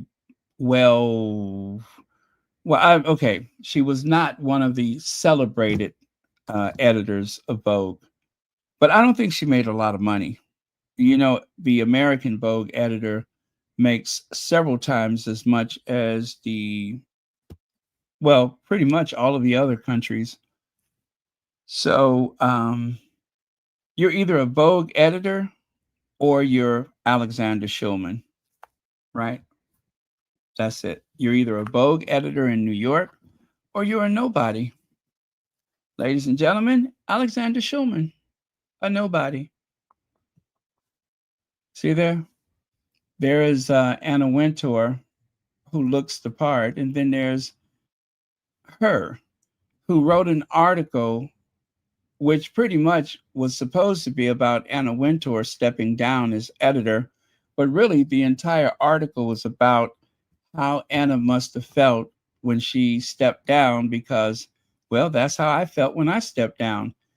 Thing is, Anna Wintour has a long way to go to step down, right?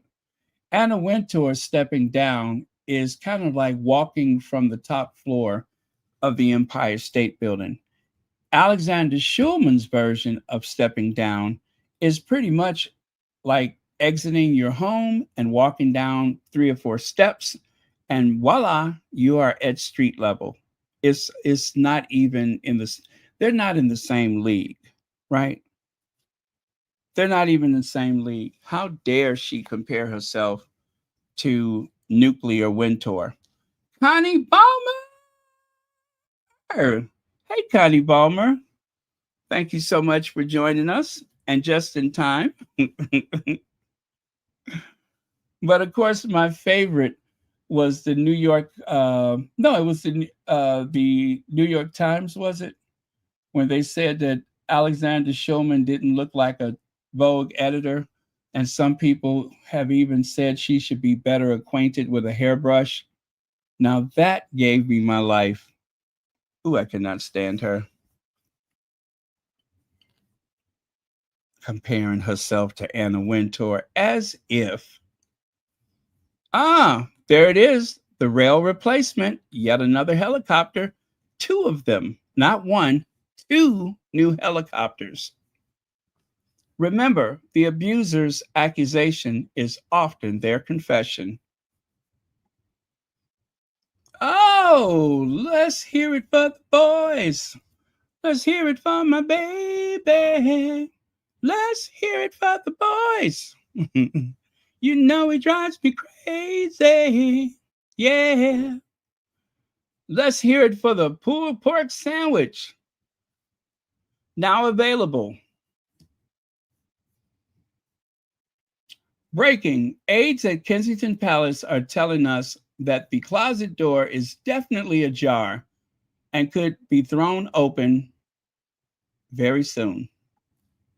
That's right. The closet door is ajar and could be thrown open very soon as he looks upon William adoringly. I think it's very sweet. I think it's all very sweet. And you know what? If that door does open, I just hope William will be a much nicer person for the experience. Seriously. I hope that if that door is thrown open, that William could, calm down and become a nicer person.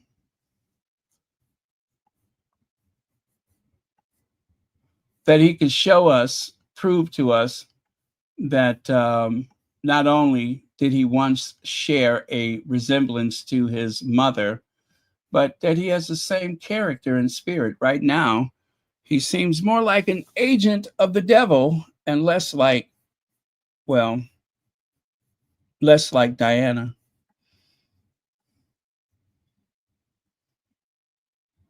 Oh, it's so sweet. This is so cute. I love it. I love it. And you know what? And that they managed to spend time together during Pride Month. Serendipity? I don't think so. I think it's a message that is loud and clear. Even if it is alleged, I think we hear that message loud and clear, loud and clear. What was supposed to be, but will never be, the People's Princess crowned in the Westminster Abbey. Instead, they didn't have a crowning. There was a funeral, unfortunately.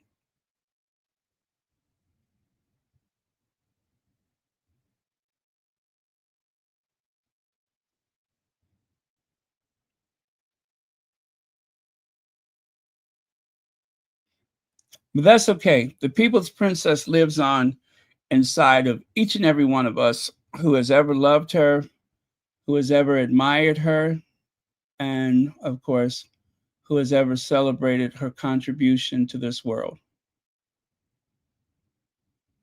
Did you guys know that Rolls Royce was provided by a local Chicago Rolls Royce dealer?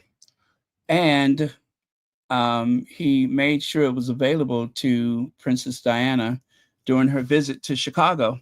And now that same Rolls Royce is on display in an automobile history museum. It sure is. Hopefully it will never hit the streets again. It is on display in an automobile history museum because such was the love and affection that people had for the People's Princess here in the United States. I'm not surprised. She only used the car for a few days, and it has become a museum piece. Diana's hair. Nobody could feather that hair like the People's Princess, except for maybe George Michael's. And for about a month, maybe Aretha Franklin, she had a serious feather. But that was the 80s. People feathered their hair. You wanted your hair to bounce and behave. Even Oprah feathered her hair. You wanted that bouncing and behaving hair.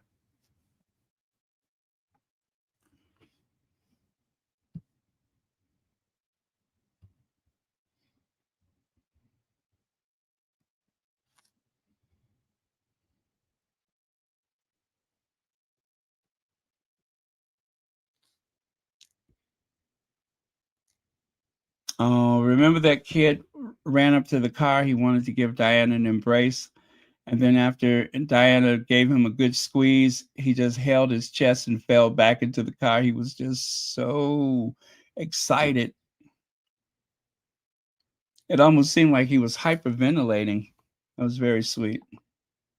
Okay, that wasn't bad. Let's go to July 2nd. Oh, we're going to breeze right through these. I have learned my lesson. Thank you, thank you, thank you. Thank you, Lord. Everybody survived that. Well, most people survived the heat wave in Europe. That was shocking. I mean, look at those temperatures, Celsius, of course.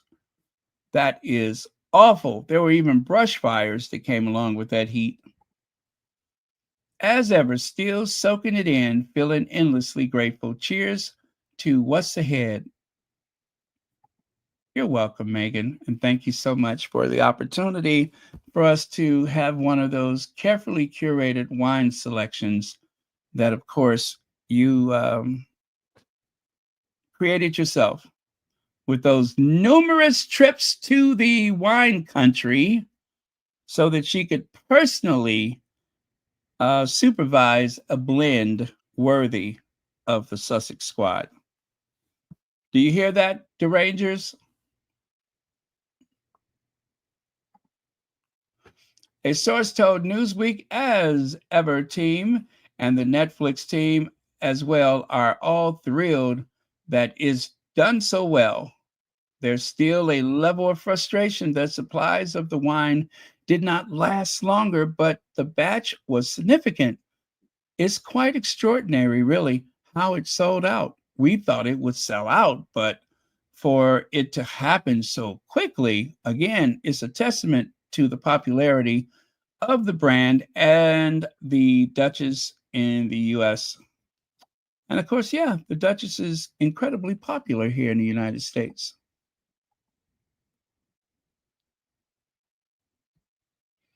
And as Paul Masson would say, thanks to Orson Welles, he quoted Paul Masson, "We will sell no wine before it's time." That's it. We will sell no wine before it's time. But we will collect the money, and that money is going to go toward the security of Archie and Lilybeth and Grandma Doria and Harry and Meghan. That's right. Make sure that they have a safe space. Yep, it costs money.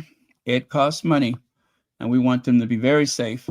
Rarely have I experienced customer service such as I have with As Ever team. Credit where it is due with the onslaught that accompanies that is each of Meghan's product drops. They are seriously knocking it out the park. I took a chance and asked them to help me with something, fully expecting to be told it was not possible, but they have made it happen. Front of house standardly gets to bathe in the sunlight, but I'm shining a light on the back office as it's truly deserved. Meghan has assembled a fantastic team. Well done, and thank you all.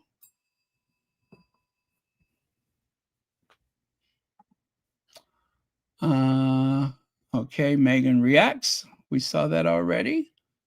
Oh, love this one. Had hubby on standby at 11 o'clock this morning to help with the purchase. Laugh out loud. Check out my record-breaking checkout time. The fan wrote, circling the timestamp on the email confirming the order just 1 minute after the wine was on sale. We mastered it this time around. Now we can wait to collect memories with these bubblies. Cheers as ever. So Meghan responded by saying, love it. Well done, hubby. Oh, and yeah, let's do this one too. We'll do this one. I loved Emma.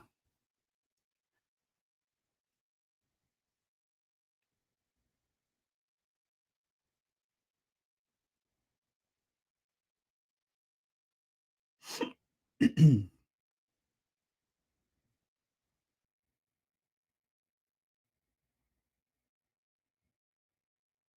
enjoyed the Meghan one, didn't you? I thought the Meghan one was good. Thank you.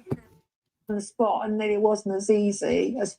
Okay, but I tell you what, Janet, you really enjoyed the Meghan one, didn't you? I thought the Meghan one was good. Thank you. You put her on the spot, and then it wasn't as easy as perhaps she was expecting. What do you? I mean, I don't know. You know, I am really interested in what people are doing, like under the hood, right? It's like, I really want to get, like, I'm like, great, I get it. You made some jam and you're going to sell that. Like, what does it take to actually, like, start a proper business? Well, you don't think, Emma, with all due respect, she didn't make that jam herself. She made, you know, she's making a brand. I mean, do I make the knickers myself? Yeah.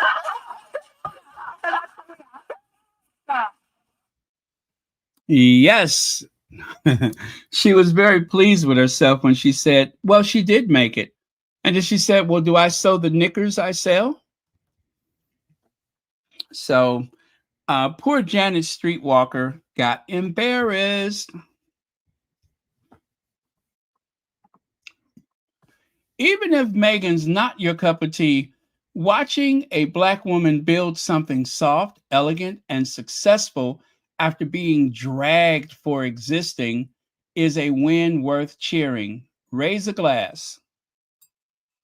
I will. And of course, I use this example because I just, you know, one of the things that I want to do here is not just go over what happened this week, but also experiences I've had and experiences that others have had. I like to share those. Now, there was this great assumption that Tova, who was born in Scandinavia, I forgot which country she's from, or at least her mother's from over there. I know that's for certain. She had a dream to be an entrepreneur, and she was very good at selling things. And she had started a business in New York, but abruptly her mother moved to Las Vegas and decided to retire there. So she followed her mother to Las Vegas. I mean, she loved her mom. She wanted to be close to her mom. And while she was in Las Vegas, she was selling her usual wares, you know, something to do with beauty. And I think it was apparel or something like that. Well, anyway, jewelry, I think it was. She noticed that her skin was so dry. And so she was looking for a good moisturizer, something that would, you know, keep her skin looking beautiful. And as you can see there, her skin looks beautiful. Well, she actually found out there was some kind of something that a native tribe in the area was using. So she actually made a deal with them and she licensed her product, you know, getting the rights from them. And it was a huge success. And then she met Ernest Borgnine. Now, I thought actor Ernest Borgnine was like, you know, he married a trophy wife, somebody younger and more beautiful. And I made all these assumptions and I was totally wrong. And she was one of those people that were selling on QVC or Home Shopping Network for years. She's talented. She's a talented entrepreneur. She can come up with the concepts And she's also very good at marketing. So I made this gross assumption about her being a trophy wife who needed a hobby. But the truth is, she was a very well qualified entrepreneur. She could sell anything. If she believed in it, she could sell it. She had perfume, skincare. She's very good. And she really loved her husband, as evident by the fact, I mean, at this point, she was so big, she didn't have to have his picture in the background. But he was a very important part of her life. He believed in her. So she always kept him near one way or the other. I learned about her one day. I don't know how I came across her, but I was just like, oh, let me watch this interview. Let me watch this documentary. And I found out she was a powerhouse. So the point that I'm making is we all know Meghan had the TIG. We all know Meghan had made a deal with a a department store in Canada, and that she was on her way up. She was climbing that ladder, that is, of being an actress, a humanitarian, and an entrepreneur. And this is just a continuation of who she was and will always be.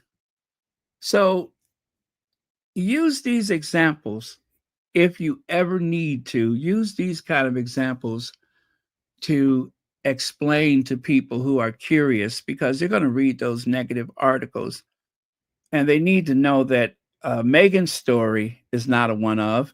Tova, that's her name here, Tova, her story is not a one of.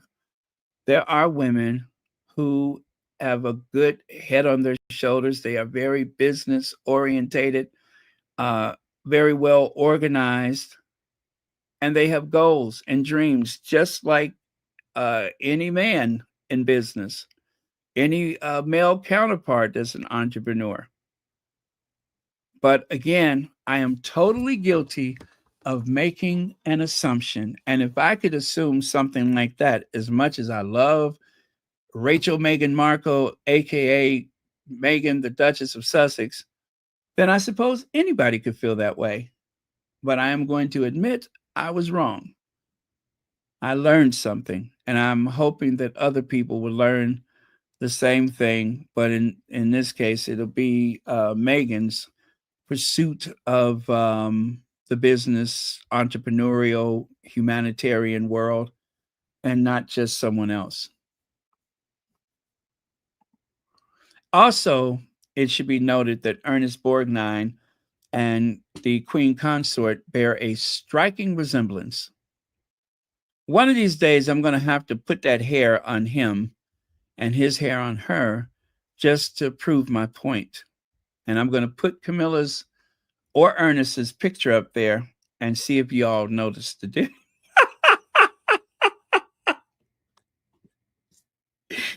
I'm going to see if you all notice the difference. Huh? I'm going to see if y'all notice the difference. Is that actor who hated in Gilligan's Island?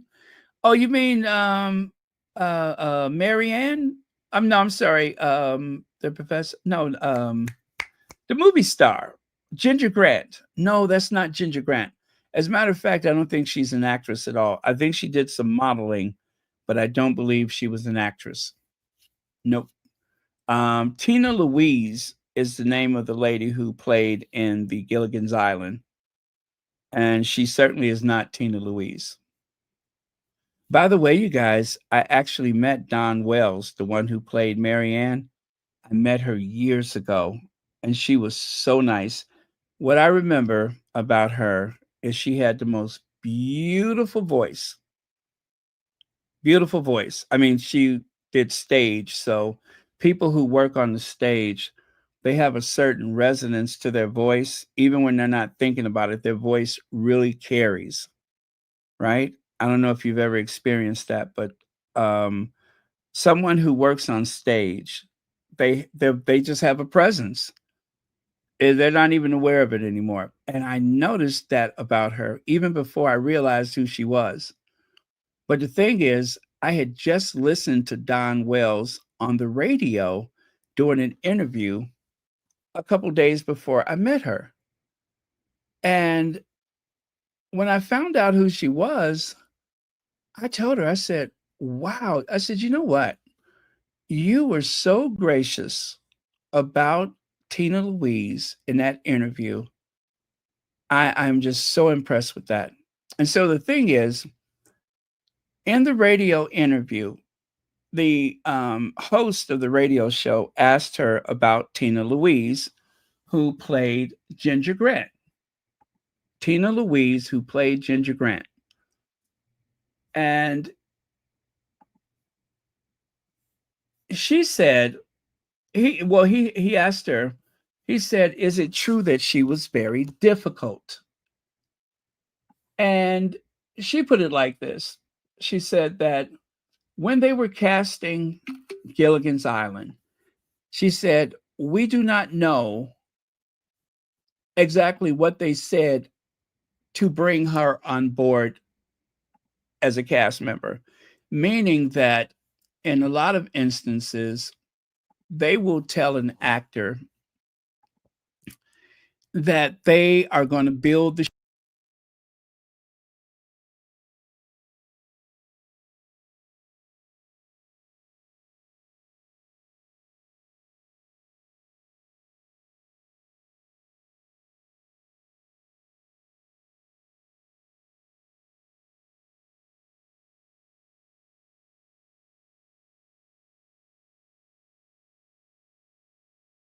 Okay, my computer just did something weird again, so I hope you guys could hear me. Um, I've been getting a message from StreamYard today and yesterday, and so I think there's some kind of bug in the software. Like, I was trying to take this comment off the screen, and it wouldn't even let me do it. Okay, now it works. But yeah, just before that happened, I was trying to take that comment down and it just wasn't working. It didn't respond. So let me see. I'm trying to remember what day were we on? I think it was it the 3rd? Oh, was this the 3rd or the 4th? That's the 4th. Were we on the 4th?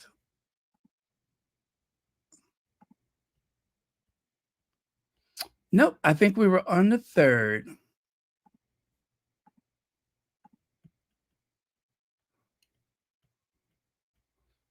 Oh, you know what? Why don't I just skip all the way to the end because that's where I was going anyway.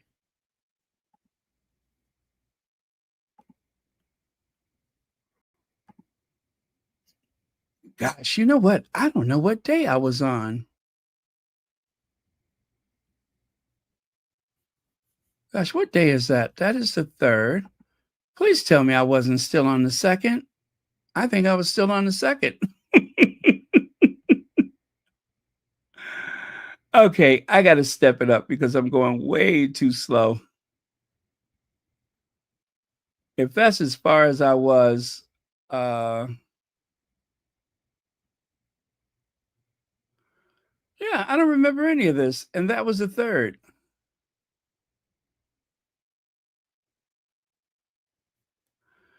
Oh, Lord. I guess I was still on the 2nd. Oh, well, the 2nd it is.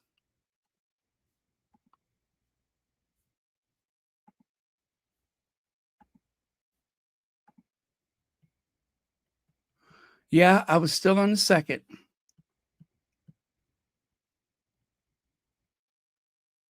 Yeah, because I was here. There we go.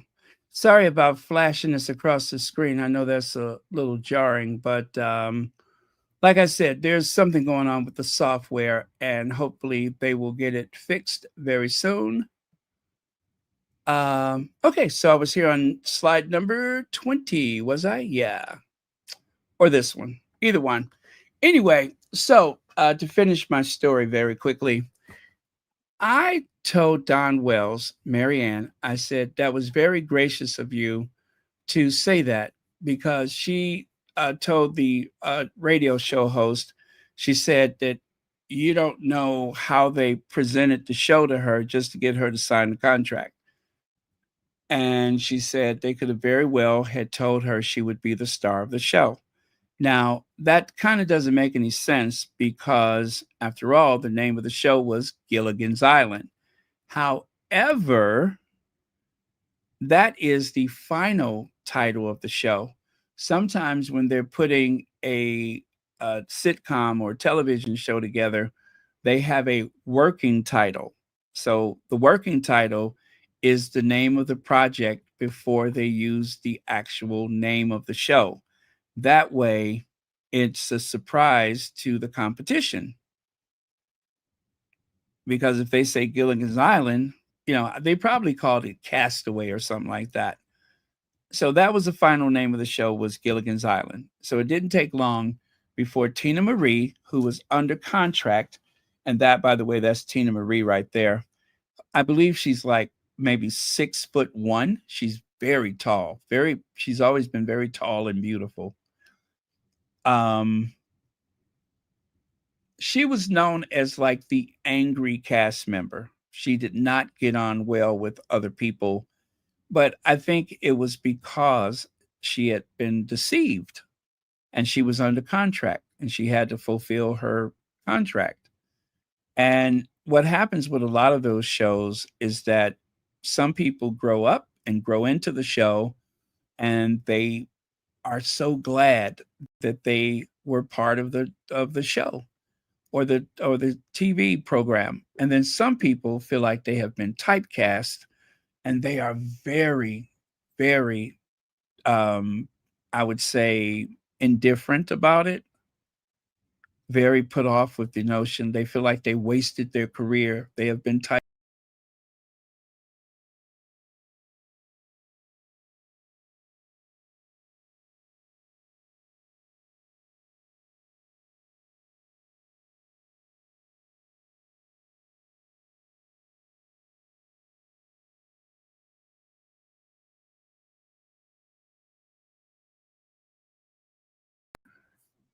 Okay, so it happened again. Um, I don't know how long this is going to last. I have no idea how long this is going to last, but it is going to be a thing for a little while. So I'm going to wrap up that story. Maybe I'm just not meant to tell that thing, but anyway, that was my experience with one of the cast members of Gilligan's Island. Yeah, skip. Let me see. Skip. Tabloids are falling out of love with yeah, this was actually from 2017. These were from 2016. 2016. That was the height of Will and Kate Are Lazy.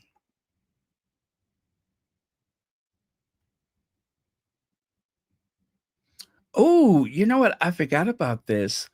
We were asking questions about the does she or does she not thing with Kate and her cancer.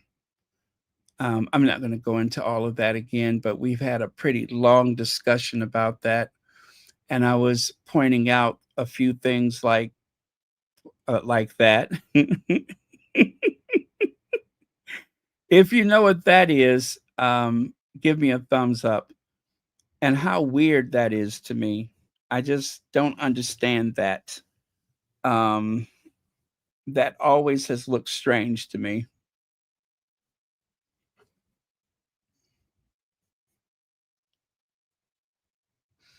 Well, I tell you what, maybe that's the reason why she's always carrying that clutch. You know what I mean?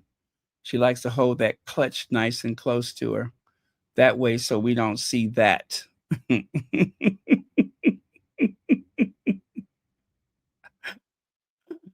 uh, and of course, how humiliating was this for Kate to have to get down on all fours and dig through the soil just so she can go to Wimbledon?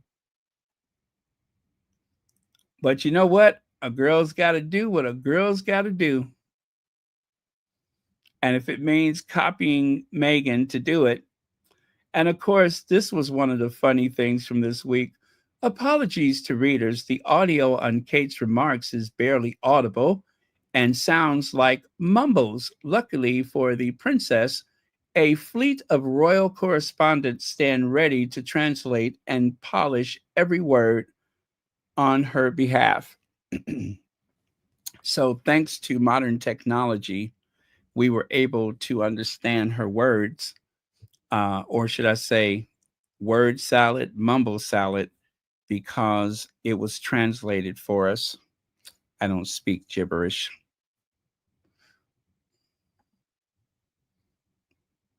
Let me see here. Okay. And what was this? If she wants to go to her fave Wimbledon after her no-show at the Royal Ascot, she's going to have to do another engagement beforehand, so it did not look so obvious. Focusing on this engagement on health and trying to remind us that she's remind us that her recovery, which seems more delicate than Charles, also helps to keep the mood supportive. I wonder if she will get another standing ovation at Wimbledon for simply turning up. Now, we talked about this a lot this week. We did. We spent a good long while on it. And of course, I don't intend to do that right now. But it seems like there's a lot of inconsistencies with whether or not it was cancer, pre-cancer cells. A lot of things that just are not jiving with that. And Kate's comments sitting with that group of ladies did not help at all. We still do not understand the point that she was trying to make. It was very, very confusing. And then also the gaslighting. Rebecca English, aka Big Head Becky, Big Head Becky English seemed to be the only Royal Rota reporter, or almost exclusively. She was trying to sell us on this idea that Kate, and remember, I want you all to remember this, they never said Kate missed her Royal Ascot because of illness. Also, I would like to remind you all that her mother, her husband, and the king, as well as the queen consort, were all present at the Royal Ascot. And I would like to believe that a non-essential personnel like her mother could have easily have skipped Royal Ascot to spend time with her daughter if Kate was ill. But I do not believe she was ill. I believe Kate just did not want to go. And she just woke up that day and said, hey, I've worked 2 engagements in a row. I'm not doing another. Y'all could miss me with that Royal Ascot. And then we found out that Charles was furious and that there was a great deal of confusion at the Royal Ascot. I think things had got pretty heated. And enters Rebecca English to try to sort everything out.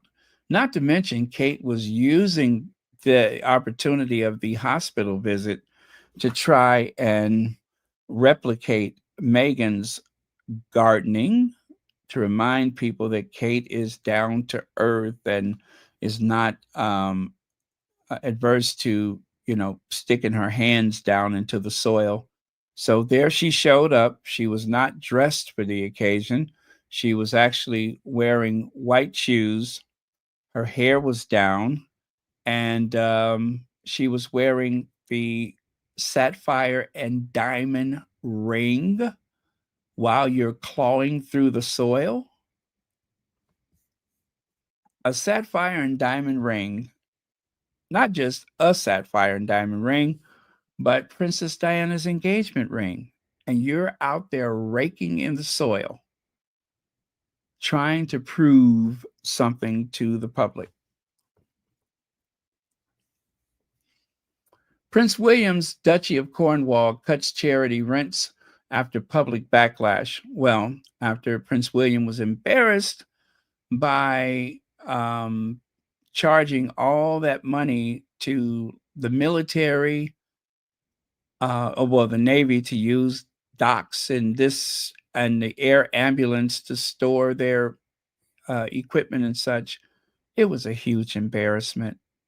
Now he's cutting rents to the charities, but what about the tenants? What about the people that are renting cottages and homes on his estates?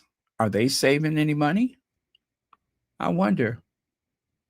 I mean, they're paying to the Duchy of Cornwall, and William is the Duchy of Cornwall. And, I'm sure a lot of people could benefit from saving £100 a month or whatever he can spare on their rentals.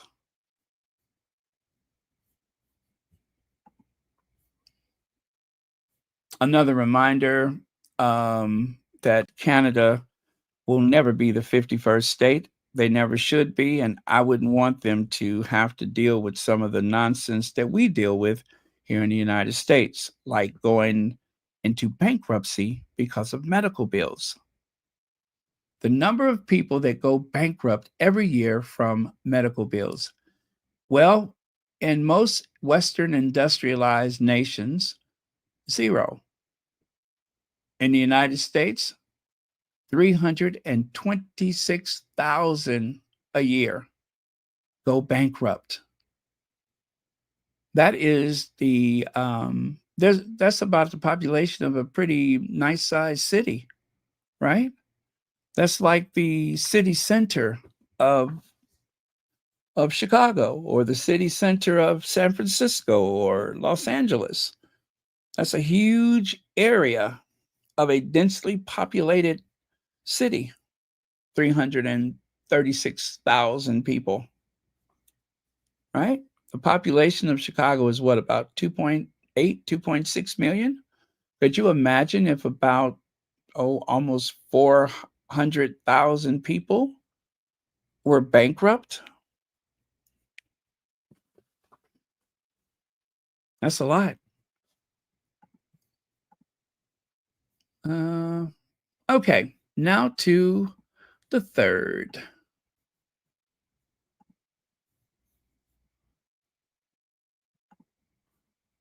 Love American style. Truer than the red, white, and blue. Ooh, ooh, ooh. Let me see. Wine Spectator wrote about Meghan's rosé. The article was a bit unnecessarily snarky at certain points. It was lots of praise and just a hint of snarkiness, which I do not approve of, but for the most part, it was okay. An industry magazine like that is always nice to have on your side, but they just couldn't help themselves.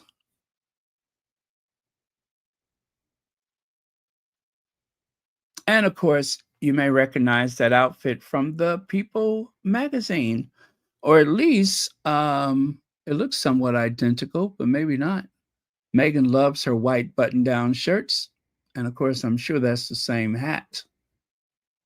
You know what? Maybe she has a ponytail. No, she still has a ponytail. Not sure, but anyway, nice picture. And of course, it seems like they only just put this, her picture on their alumni wall of fame. It seems like it should have been there for years, but I'm not sure. I mean, that's an old picture of Meghan. That's an old picture of Stephen Colbert.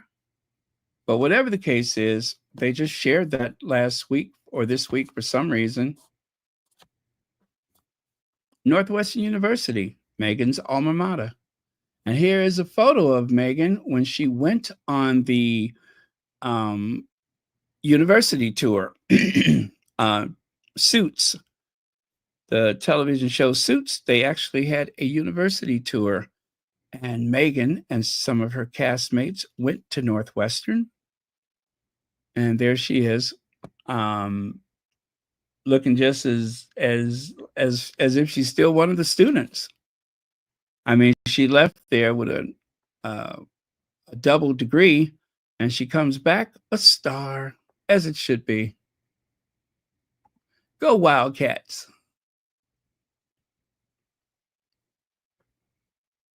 I just met Meghan Markle. My life is complete.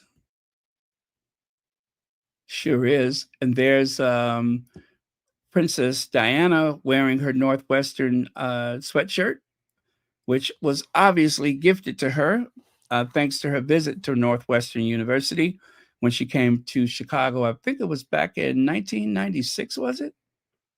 Whenever the divorce took place, that's when she came to Chicago.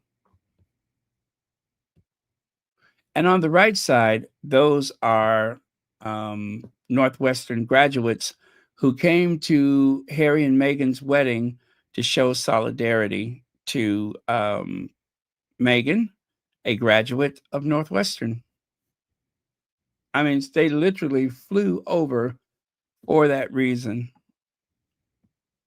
And Meghan, with the famous school colors of Northwestern, which also happens to be a Versace gown. Also, you can see Phil Donahue, famous Chicago talk show host. Kate's Jam Misery for Meghan. Have my recipe for free. Y'all remember that, as if she actually ever made jam. That was a line that was fed to her to use while they were on an outing.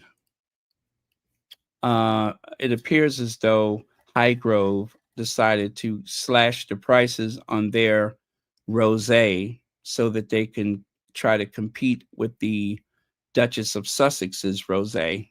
How petty. How petty, Charlie. Also, it was a great promotion for Highgrove's jam or preserve. Even though people are making a big stink about her being a royal and selling products, well, they do that all day long over at Highgrove.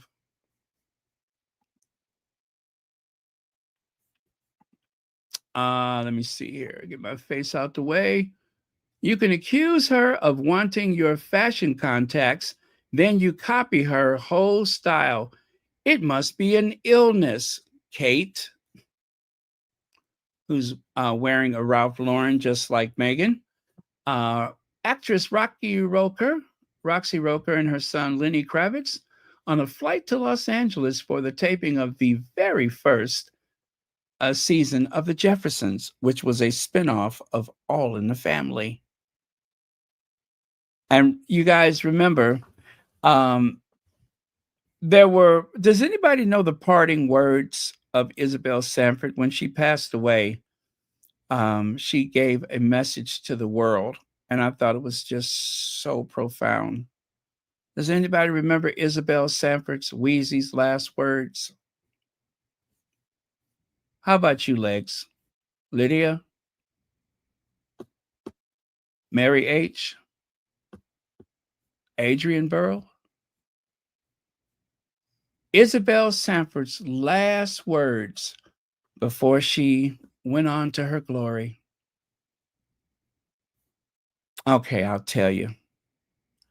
The Jeffersons was filmed before a live studio audience. Moving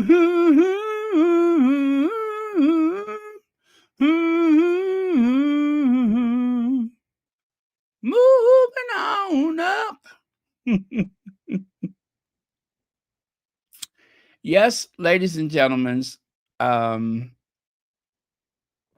Isabel Sanford's last words before she passed away at a ripe old age was, "The Jeffersons was filmed before a live studio audience.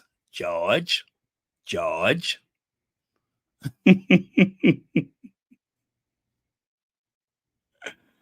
And Donna Douglas, who played what was her name? Who played on the Beverly Hillbillies? Yeah, the one who played on the Beverly Hillbillies, Donna Douglas. Gosh, what was her name? Donna Douglas played. Well, she was Jed Clampett's daughter, Ellie Mae. Ellie Mae. Oh, thank you, Ellie Mae Clampett. Ellie Mae's last words before she passed away was, "This has been a Filmway presentation." Yeah, that was her last words. This has been a Filmway presentation.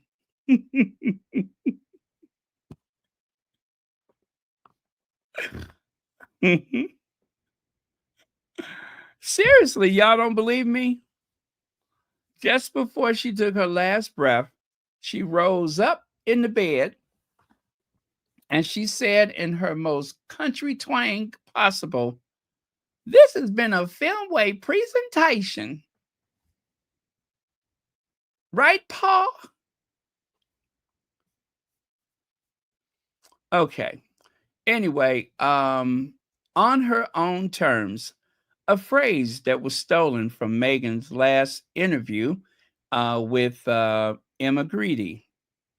They literally took that phrase from Meghan and put it in that awful article about Kate Middleton, as if anything in her life ever changes or improves. And of course, William's brave face. William ain't brave. He's pissed. And here's some other too good to be true. Kate, relief at being in remission for cancer. Kate, I'm in remission. It's a relief to be in remission. Kate, I'm not out of the woods yet. You see what I mean? See how it's so inconsistent? Remission, remission, remission, and I'm not out of the woods yet. Now, some people have referred to it as the cancer card. I'm not going to be as crude as to say that. I'm just saying it's very curious the way that, depending on the day of the week, her diagnosis, her explanation changes by the day. It changes like the weather. Just like all of the fuss they made about her coming back to Troop in the Colors. And if you remember, when she came back to Troop in the Colors, who was it that said that we may not see Kate for the rest of the year? Big Head Becky English. Yeah, Jethro, I think he's the only one that survives, is Jethro.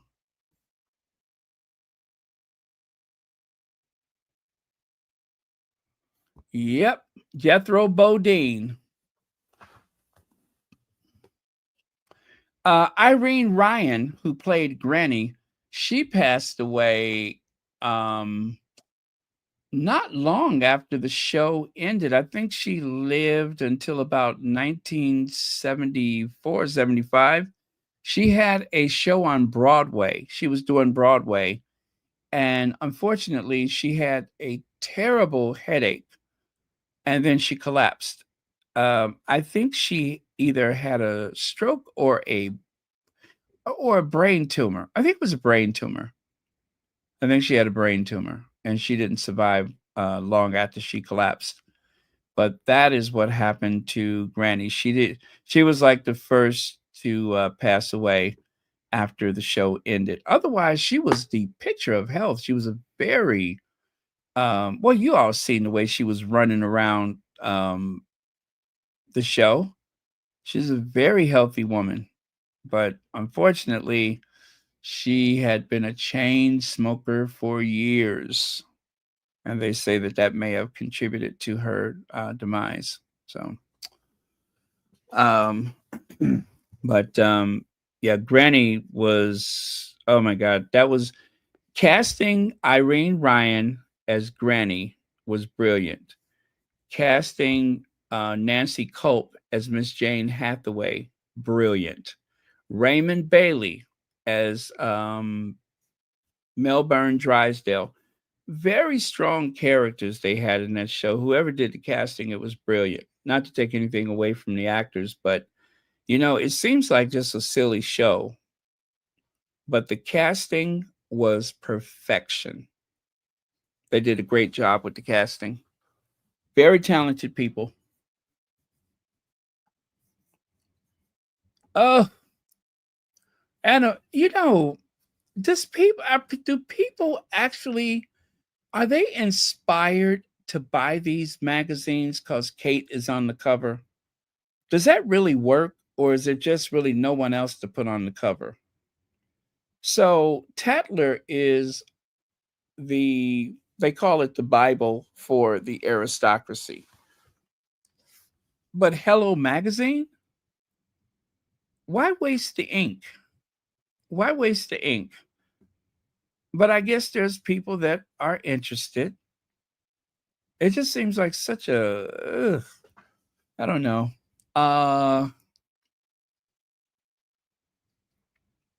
And it's always a big message.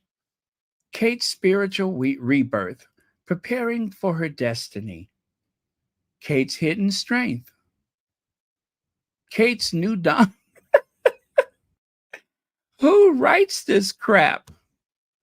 Who writes this crap?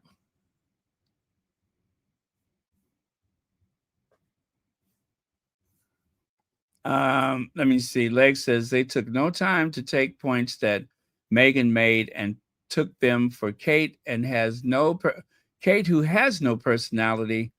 I think their point is that everything you are, Meghan, we can steal and apply to Kate, and no one will blink. Yeah, because people are willing to believe. Okay, let's go back to a jointed doll that you hang clothes upon. She is literally a plastic princess. And because she has almost no personality, you can superimpose whatever personality you want upon her. And with the combination of a very favorable press and a very silent Kate, people believe it. People really believe that Kate wakes up every day and goes to her team and figure out, how can I help this charity or that charity?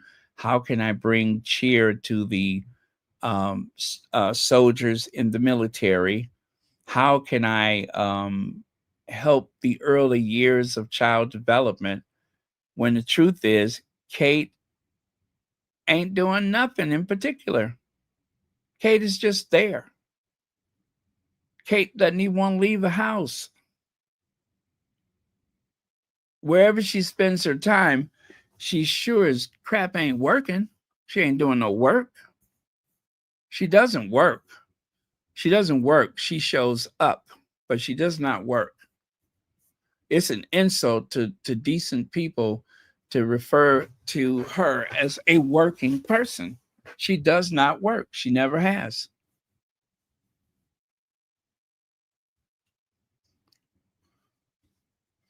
A trophy wife inspired by Pablo Picasso. Pablo Picasso, who has famously taken the human form and created a whole new interpretation of the anatomy. Yeah, that's the kind of trophy she is. If Pablo Picasso designed a trophy, they would call it the Kate.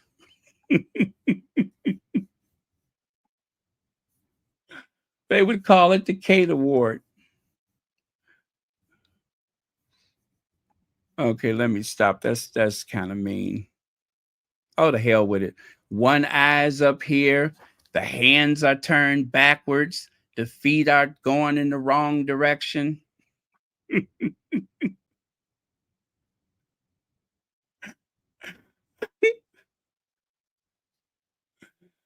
Okay, I got that out of my system. The Picasso. Yeah, Pablo Picasso could probably But you know what? Because everything is so weird, and out of dimension, and going in the wrong direction, I think if Pablo Picasso was to create a trophy, it would look totally flawless and anatomically correct. You know what I'm saying? Because everything is so weird, she would cancel out. She would cancel him out. That's what I'm trying to say. By him trying to twist things around, he'd probably put things where it should have been in the first place.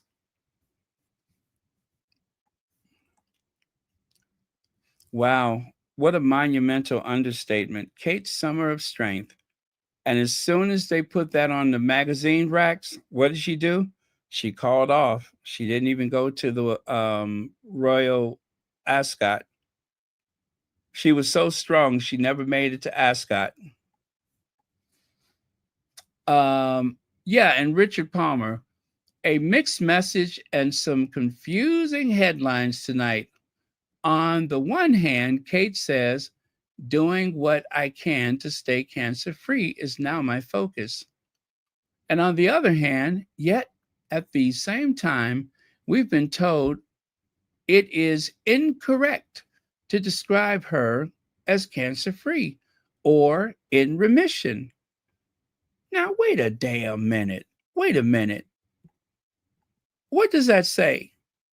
Kate, I'm in remission. It's a relief to be in remission. Kate's relief at being in remission from cancer. Ain't that what that say? Y'all see that, right? Now, the Express, the Mirror, the Sun, and God know who else put those articles out there because they believed it to be true. Only for them to say that it's not true. And those articles came out months ago, last year. And what started this was the comment from Richard Palmer. Well, that ain't what started it, but I mean, this tweet. I think what Princess of Wales meant is that she is doing what she can to become and then stay cancer free. As her office confirms, she is currently not classed as cancer free nor in remission. Well, if that's not the classification, then how do you explain that? Which was not corrected real time. How do you explain that? Why did that make it past them? And also, let me just say this. It's not like they didn't see it. Either Kate or William or someone in the family or someone who works for the family, they see these articles every single day.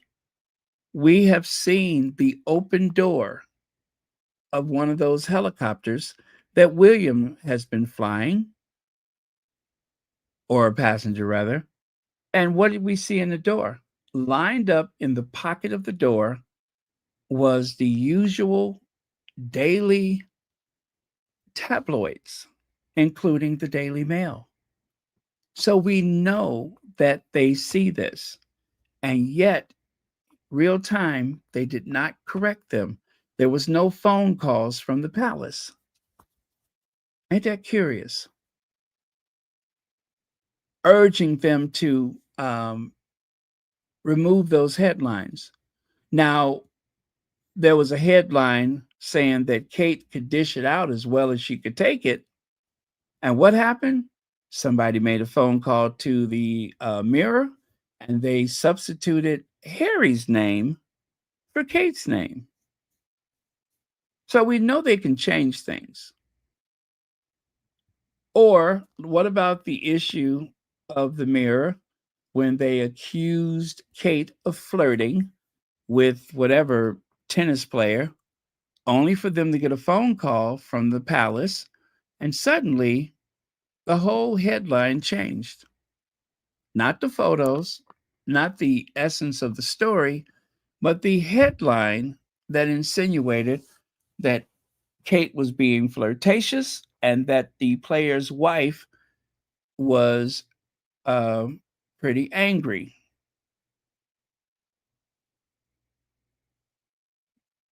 So they do change things, but they did not have any interest in these front pages because at that time they served their purpose.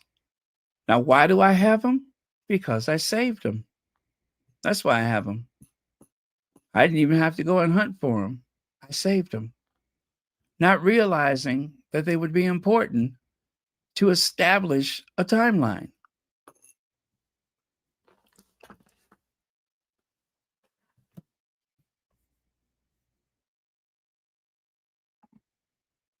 That's all.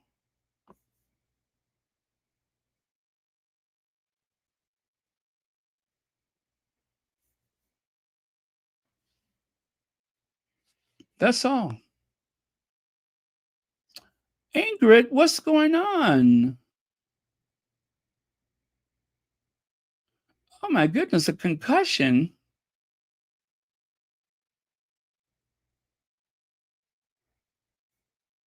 Geez, 42.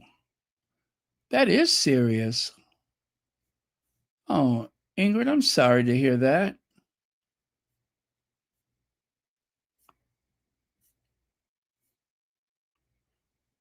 Well, take care.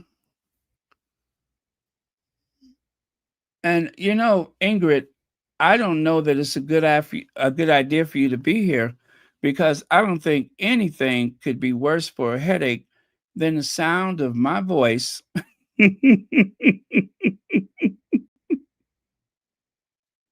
With all the sighing and what do you call it? The high pitch, the low tones and everything.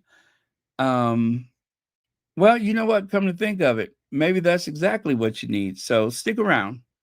But if you feel like that is having an adverse reaction, you know, go ahead and say goodnight. But ooh, I wouldn't want to listen to me if I had a headache. I couldn't imagine it. Oh well. I hope you feel better. They're gonna get rid of Kate, huh? Ooh. You know, it ain't looking good for her. It ain't looking good for her. Oh, thank you, Mary H. Oh, thank you, Connie Bomber. Let me see. Princess Kate is definitely going to be doing less from now on. Again, Big Head Becky English has established several tweets and articles from Rebecca English has managed to clean up the whole debacle with the royal ascot. She has worked very hard to clean up the royal ascot. Oh, thank you, Ingrid Soers. Thank you, thank you, thank you. Has Katie not described herself as cancer-free? One cannot remain cancer-free if one is not cancer-free. Has the glitzy video not been coordinated with the slick PR team? Now, and you know what? I listened to all of this. Oh, the Sussexes can't keep anyone on their team. The Sussexes are hard to work with. It's true what they say about Meghan. They make it seem like having the same people day in and day out at Kensington Palace is any better. They want people to believe that the Sussexes are hopelessly in PR crisis every day. And I say the sheer nerves of that, considering the disaster of 2024. And as we see with the Royal Ascot, they haven't cleaned up their act. They've just, polished up things a little bit, but they're still the same inept, illogical people. And I'm speaking of the aides, the royal aides and courtiers for Will and Kate. They get it wrong every time.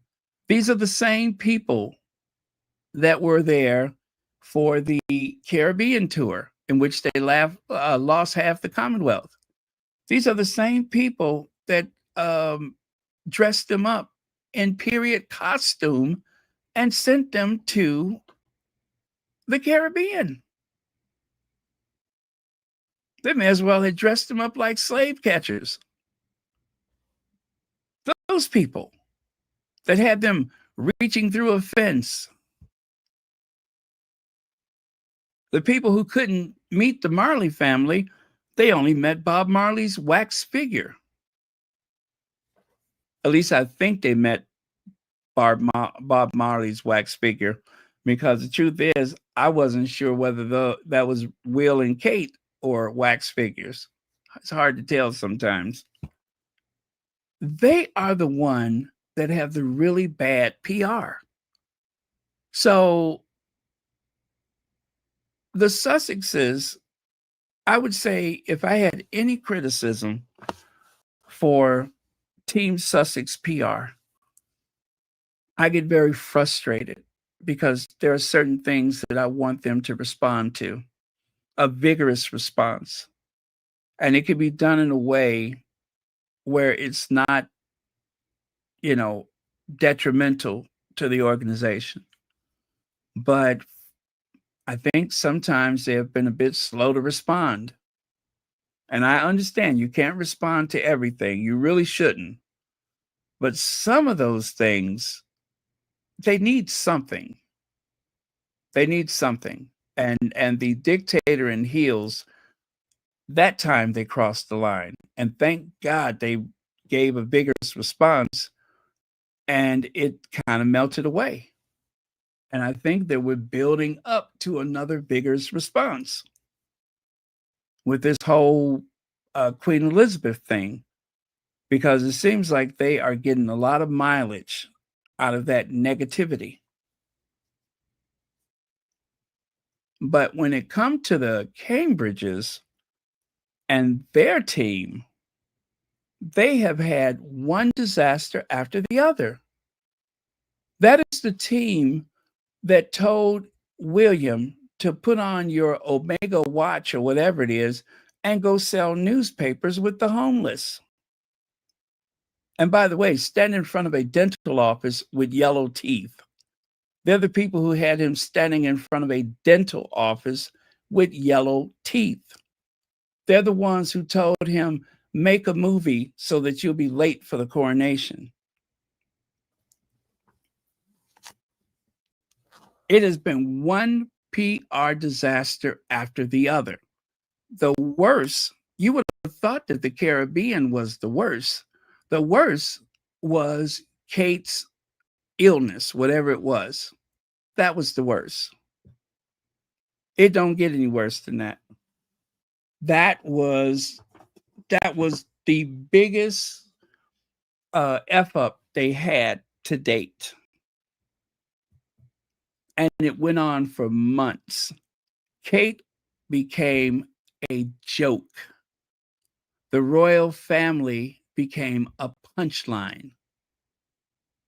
And it had nothing to do with Harry and Meghan. That was a disaster of their own making. And the only way that they deal with it is to remind people how many staff people the Sussexes have had. It's the same as saying that you manufacture your strawberry preserve 2,000 miles from home. It's the same thing. You have gone through several employees. We don't know why they left. They don't say. So the tabloid media just fills in the blank. And while they're talking about Archwell and Archwell Productions, what they're not talking about is the failures, the constant failures of Kensington Palace.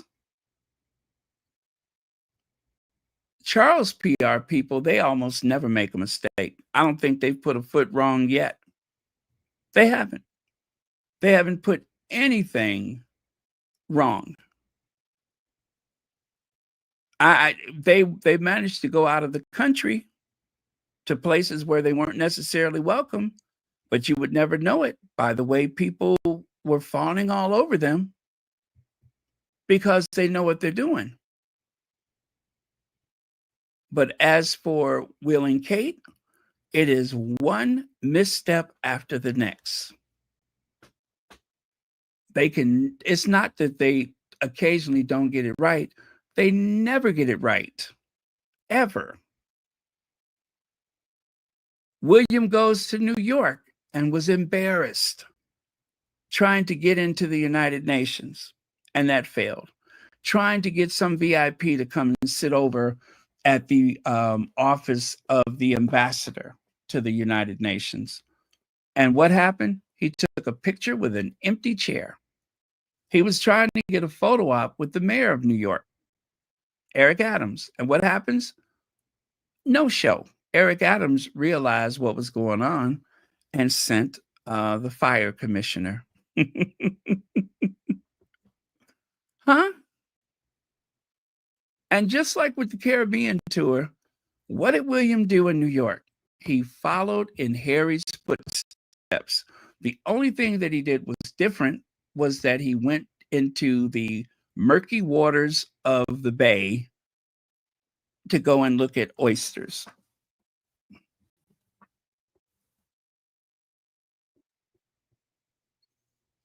I really wish that when they go on these little tantrums or whatever you want to call it, when they go on these little campaigns against the Sussexes and their staff, I wish there was someone loud enough to say exactly what I'm saying, to remind people of these huge missteps.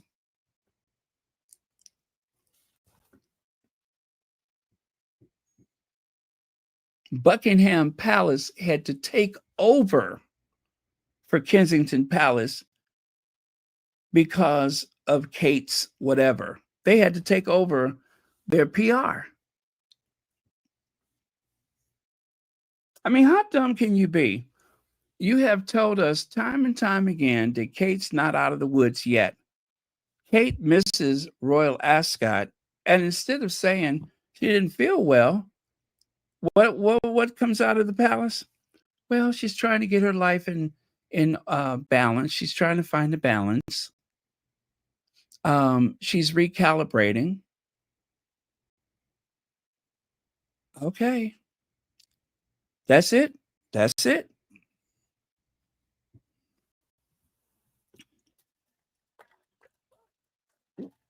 It's amateur hour over at Kensington Palace. Every day is amateur hour. They never get it right. It's always something with them. You send William to a soup kitchen or whatever it was. You got this dummy holding a pot on the stove with his bare hand stirring it like he's cooking something. You swear up and down that this was not a planned visit, but yet there are clearly photos out there where you can see a videographer and a photographer. So big head Becky English swears up and down that fortunately they were nearby and she was able to hurry up and call someone to come over. Really? Really? Or how about this? The guy that runs the pantry, he wore a shirt. I forget which shirt it was he had on, but he wore a T-shirt that acknowledged the visit, that was spontaneous and unexpected. That's how spontaneous and unexpected it was. There was a photographer, a videographer. The manager of the place was wearing a T-shirt that he put on that morning for the surprise visit. And William holding a pot on the stove that wasn't really cooking anything.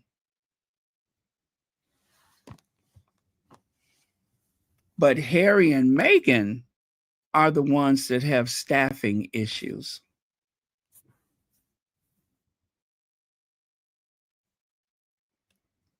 They're the ones who can never get it right. You send Kate to go and crawl through the mud wearing a sapphire and diamond ring. Did she not know that was coming?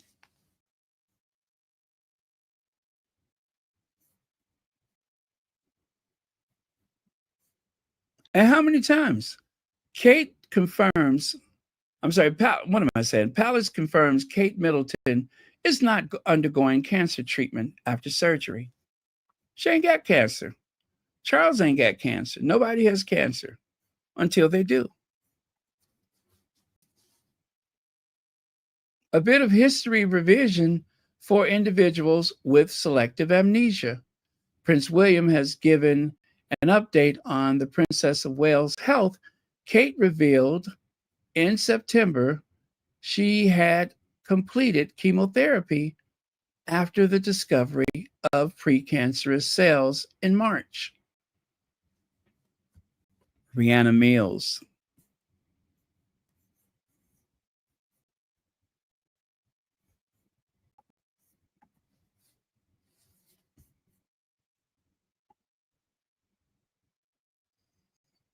Kate goes skiing. She's doing some downhill skiing while she's too sick to work as a working member of the royal family. She's been on 3 holidays, 3 or 4 since Christmas. But she's too sick to work. Okay, here's a sign in the, as you can see on the hillside, "Not my king," that was carefully coordinated to embarrass Charles during his visit to Holyrood House Castle up in Edinburgh.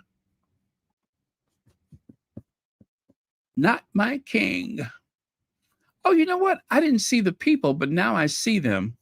You know what? And I can tell M is up there because the M is kind of warped out of shape. Y'all see that? The M seems to have a curve in the front. Y'all see it? M looks kind of off, I think. Yeah, so I can tell M is there. The other people, you don't hardly notice them, but M, you can't forget them.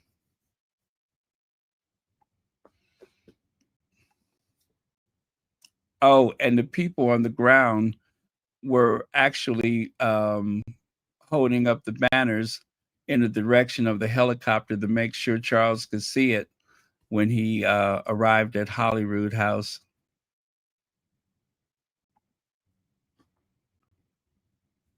Okay, that's the royal train after 123 years, starting with Queen Victoria and ending with Charles III. And look at that. Look at that. During those years of austerity following the Second World War, when everyone in Britain was forced to sacrifice, there's Queen Elizabeth wearing a fur coat. All of the kids looking like they just jumped out of some kind of catalog. And those plush accommodations on the royal train Isn't that something? Were people still rationing food at that point? I doubt it, but still, it was a tough time for most of Europe after the Second World War. And yet, there's Queen Elizabeth.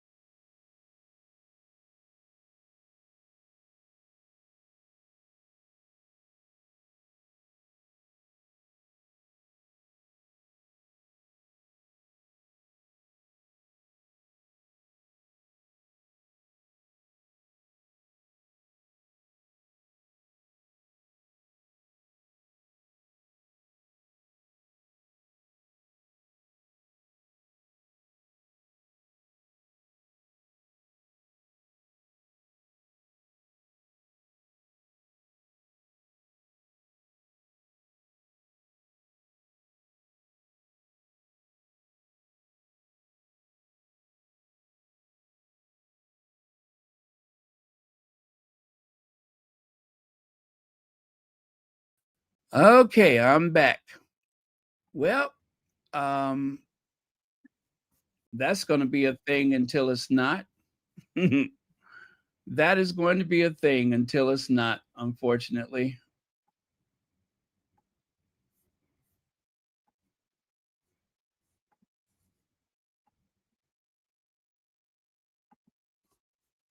Yeah, I don't know what to say about that. So I think we were here. Let me see, where did I leave off? Here, here, here, here, here. And here, here, here. Oh, God. I want to play that one, but I'm not going to do it tonight. But the way she was fawning all over the royals about how necessary they are, it was sickening. It was absolutely, what the hell? I got to do that one.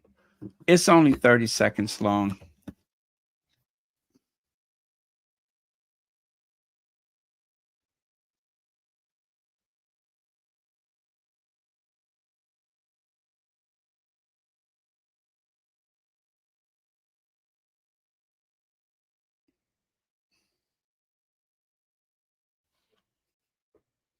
No, but what about the enormous, I think, favor they do all of us in distracting us, entertaining us, but most particularly taking our minds off all the horrible stuff? As I open the paper, there's horrible news, terrible news, ghastly, frightening, dreadful news. You turn to a lovely picture of Catherine, or you see the king doing something, and I'm just so relieved. Even if it's Meghan and Harry, I'm thrilled to bits, just to take my mind off all the other nastiness that's going on. I managed to cry all the way through all the royal weddings and love them. I certainly cried at the funeral. I think the kind of emotional benefits could be huge, don't you? No, but what about the enormous, I think, favor they do all of us in distracting us and Well, as she was saying those things, I want you to take a look at this lady. I could only imagine what she was thinking. I don't know if she's a monarchist or not, but her face is saying not.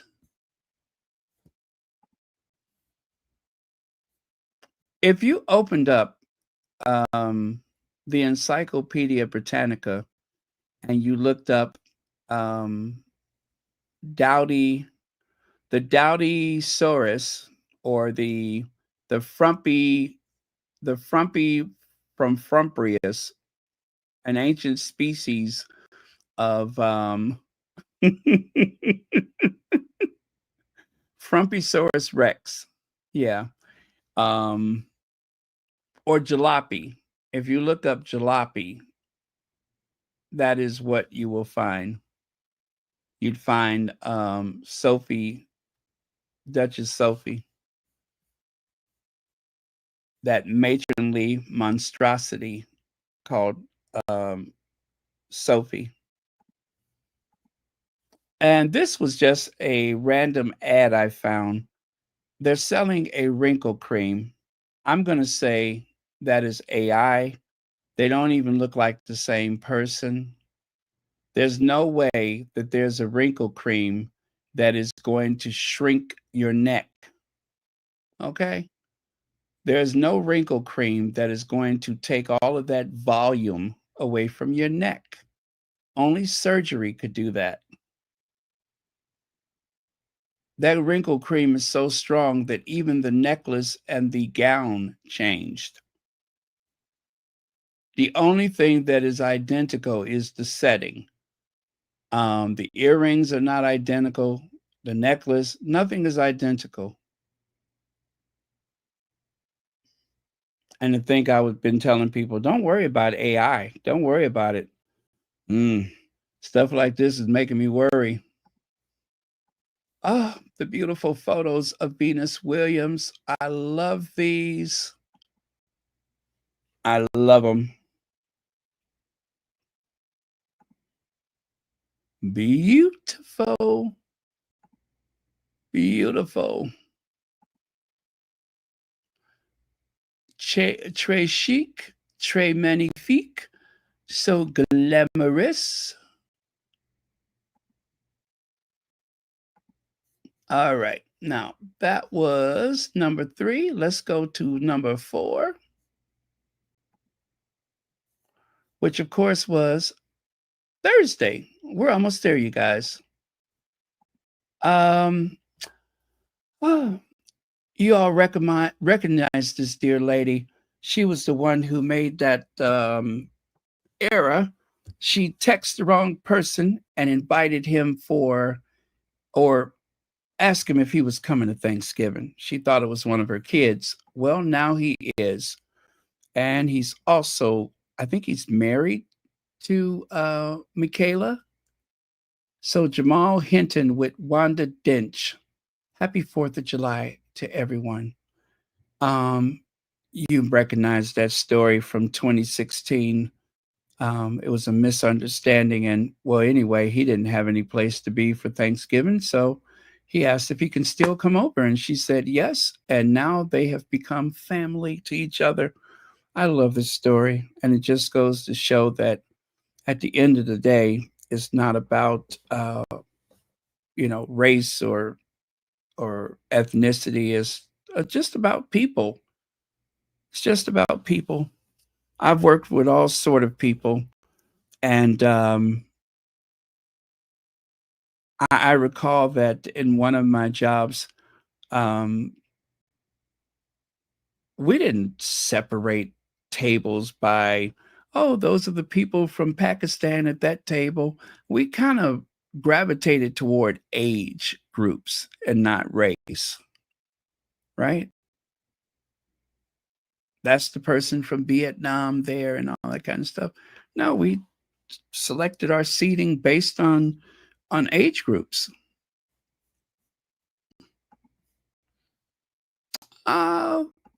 Happy 4th of July. Happy 4th of July. Those are the cupcakes that Harry brought to Meghan on their first date. And here Harry talks about actually their second date. I think it was a second date. And Harry talks about how he wanted to make sure that he acknowledged the 4th of July for what would turn out to be his future wife. And that, of course, was in the book Spare. Soon to be a movie, I hope. And, of course, Meghan went all out for the 4th of July. Meghan, and it's an old image of her, probably from 2023, when they put the wine in the barrels for a future project. Old Big Head talking about if he had a trust fund, he probably wouldn't be alive. Well, he has a pretty shady past, which includes selling baking powder. Yes, he provided baking powder to people at the nightclub and got a free pass.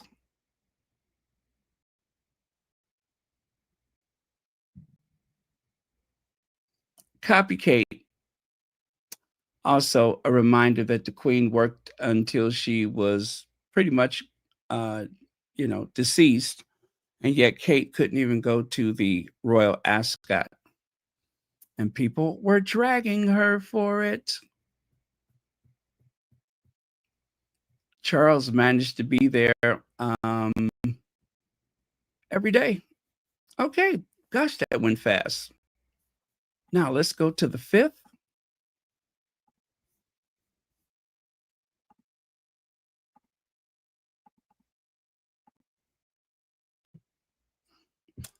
Okay, we talked about that earlier.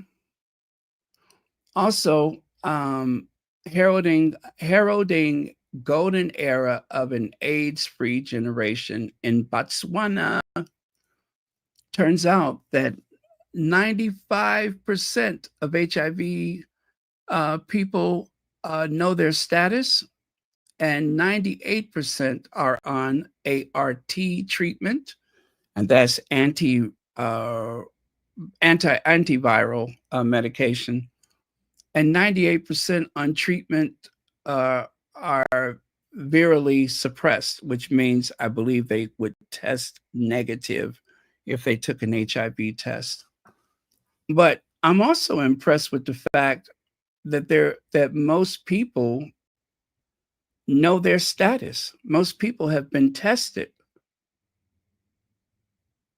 We don't even have that here in the United States.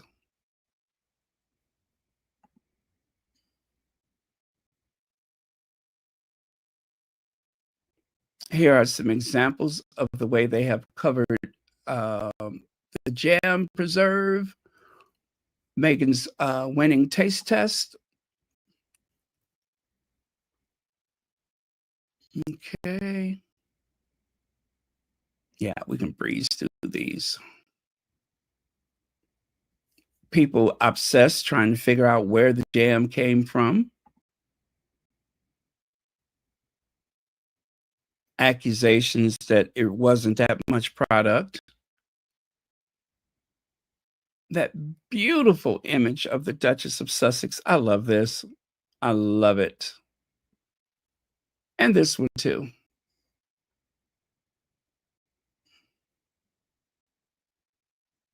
Stronger than ever, as if Kate copying Meghan. This article actually spells it out. Kate is copying Meghan. Always has, always will. And of course, the article from Hilary Mantel accusing Kate of lacking personality, being a jointed doll. In other words, a mannequin. A mannequin. She told the truth.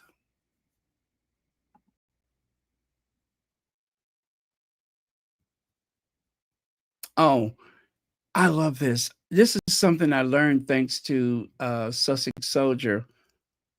I didn't know that there was an article back in 2020, July of 2020, an article that spelled it out very clearly that Meghan supported her father up until the point where he tried to derail her wedding. And when she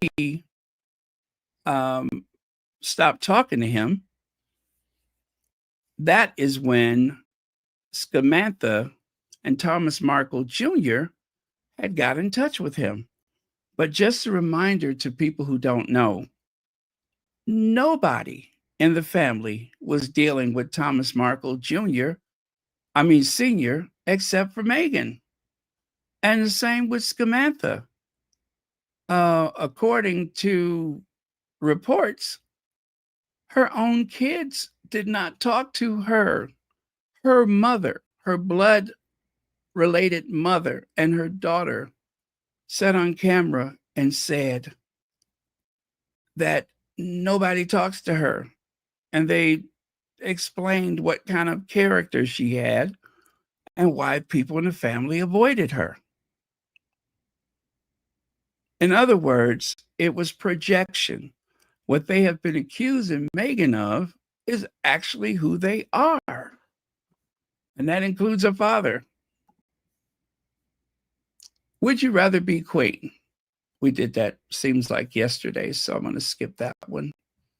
They want to be queen. As a matter of fact, they're not the only ones who want to be queen. I think she wants to be queen. And she wants to be queen.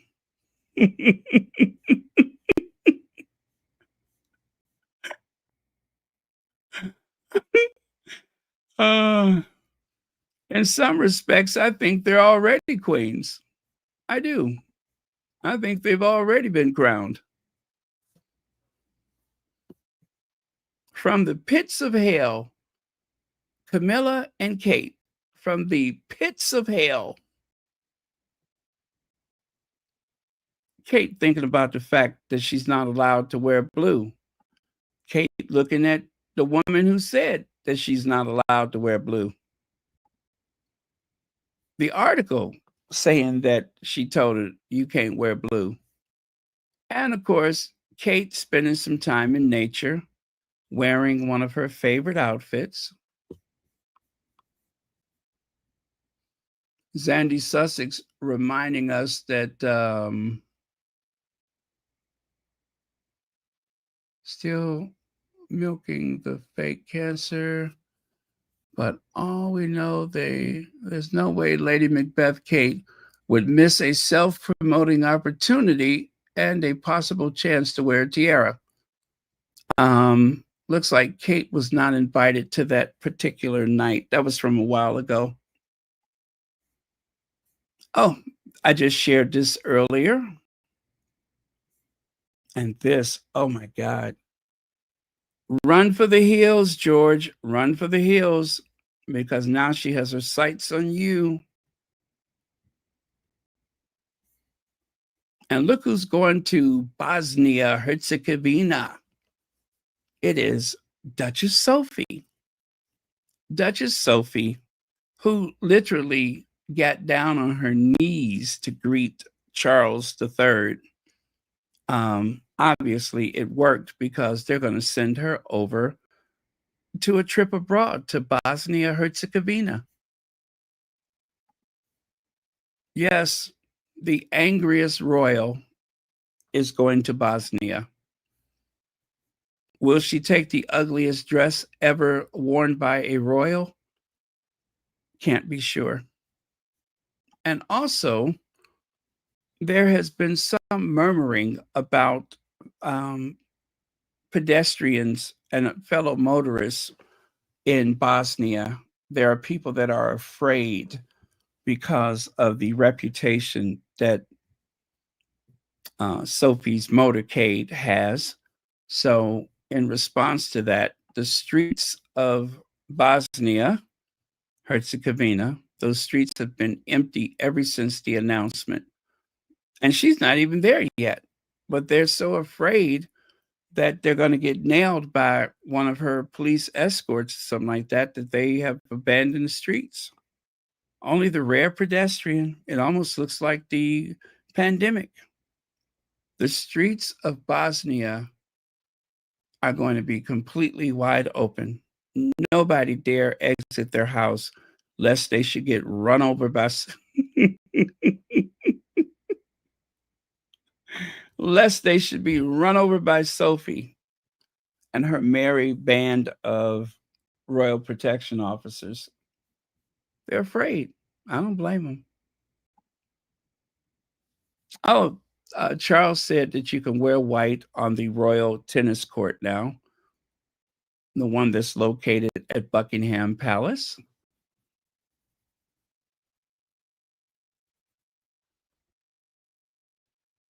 Kate, polishing off her skills, brushing up on being the center of attention for something that you didn't do.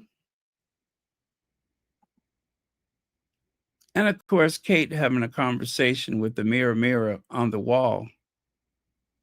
Kate, who inspires Disney characters, that Kate.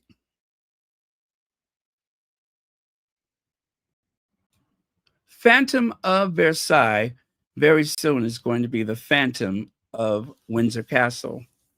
Yes, that creature from another world is going to resurface, but this time she's going to Windsor Castle. This is a response to the state visit to Paris of France with the Macrons. Now the Macrons, they're going to have the favor returned with a visit to Windsor Castle. And they're going to serve the toughest, the most coarse turkey, an old bird with a lot of punch to it. Meat so tough it'll rip your teeth out of you. It'll just rip the veneer off your teeth. Yeah. So if anybody in that dinner party has a veneer, they may lose it from eating that turkey. Ugh. Bitter, gamey, sour tasting turkey.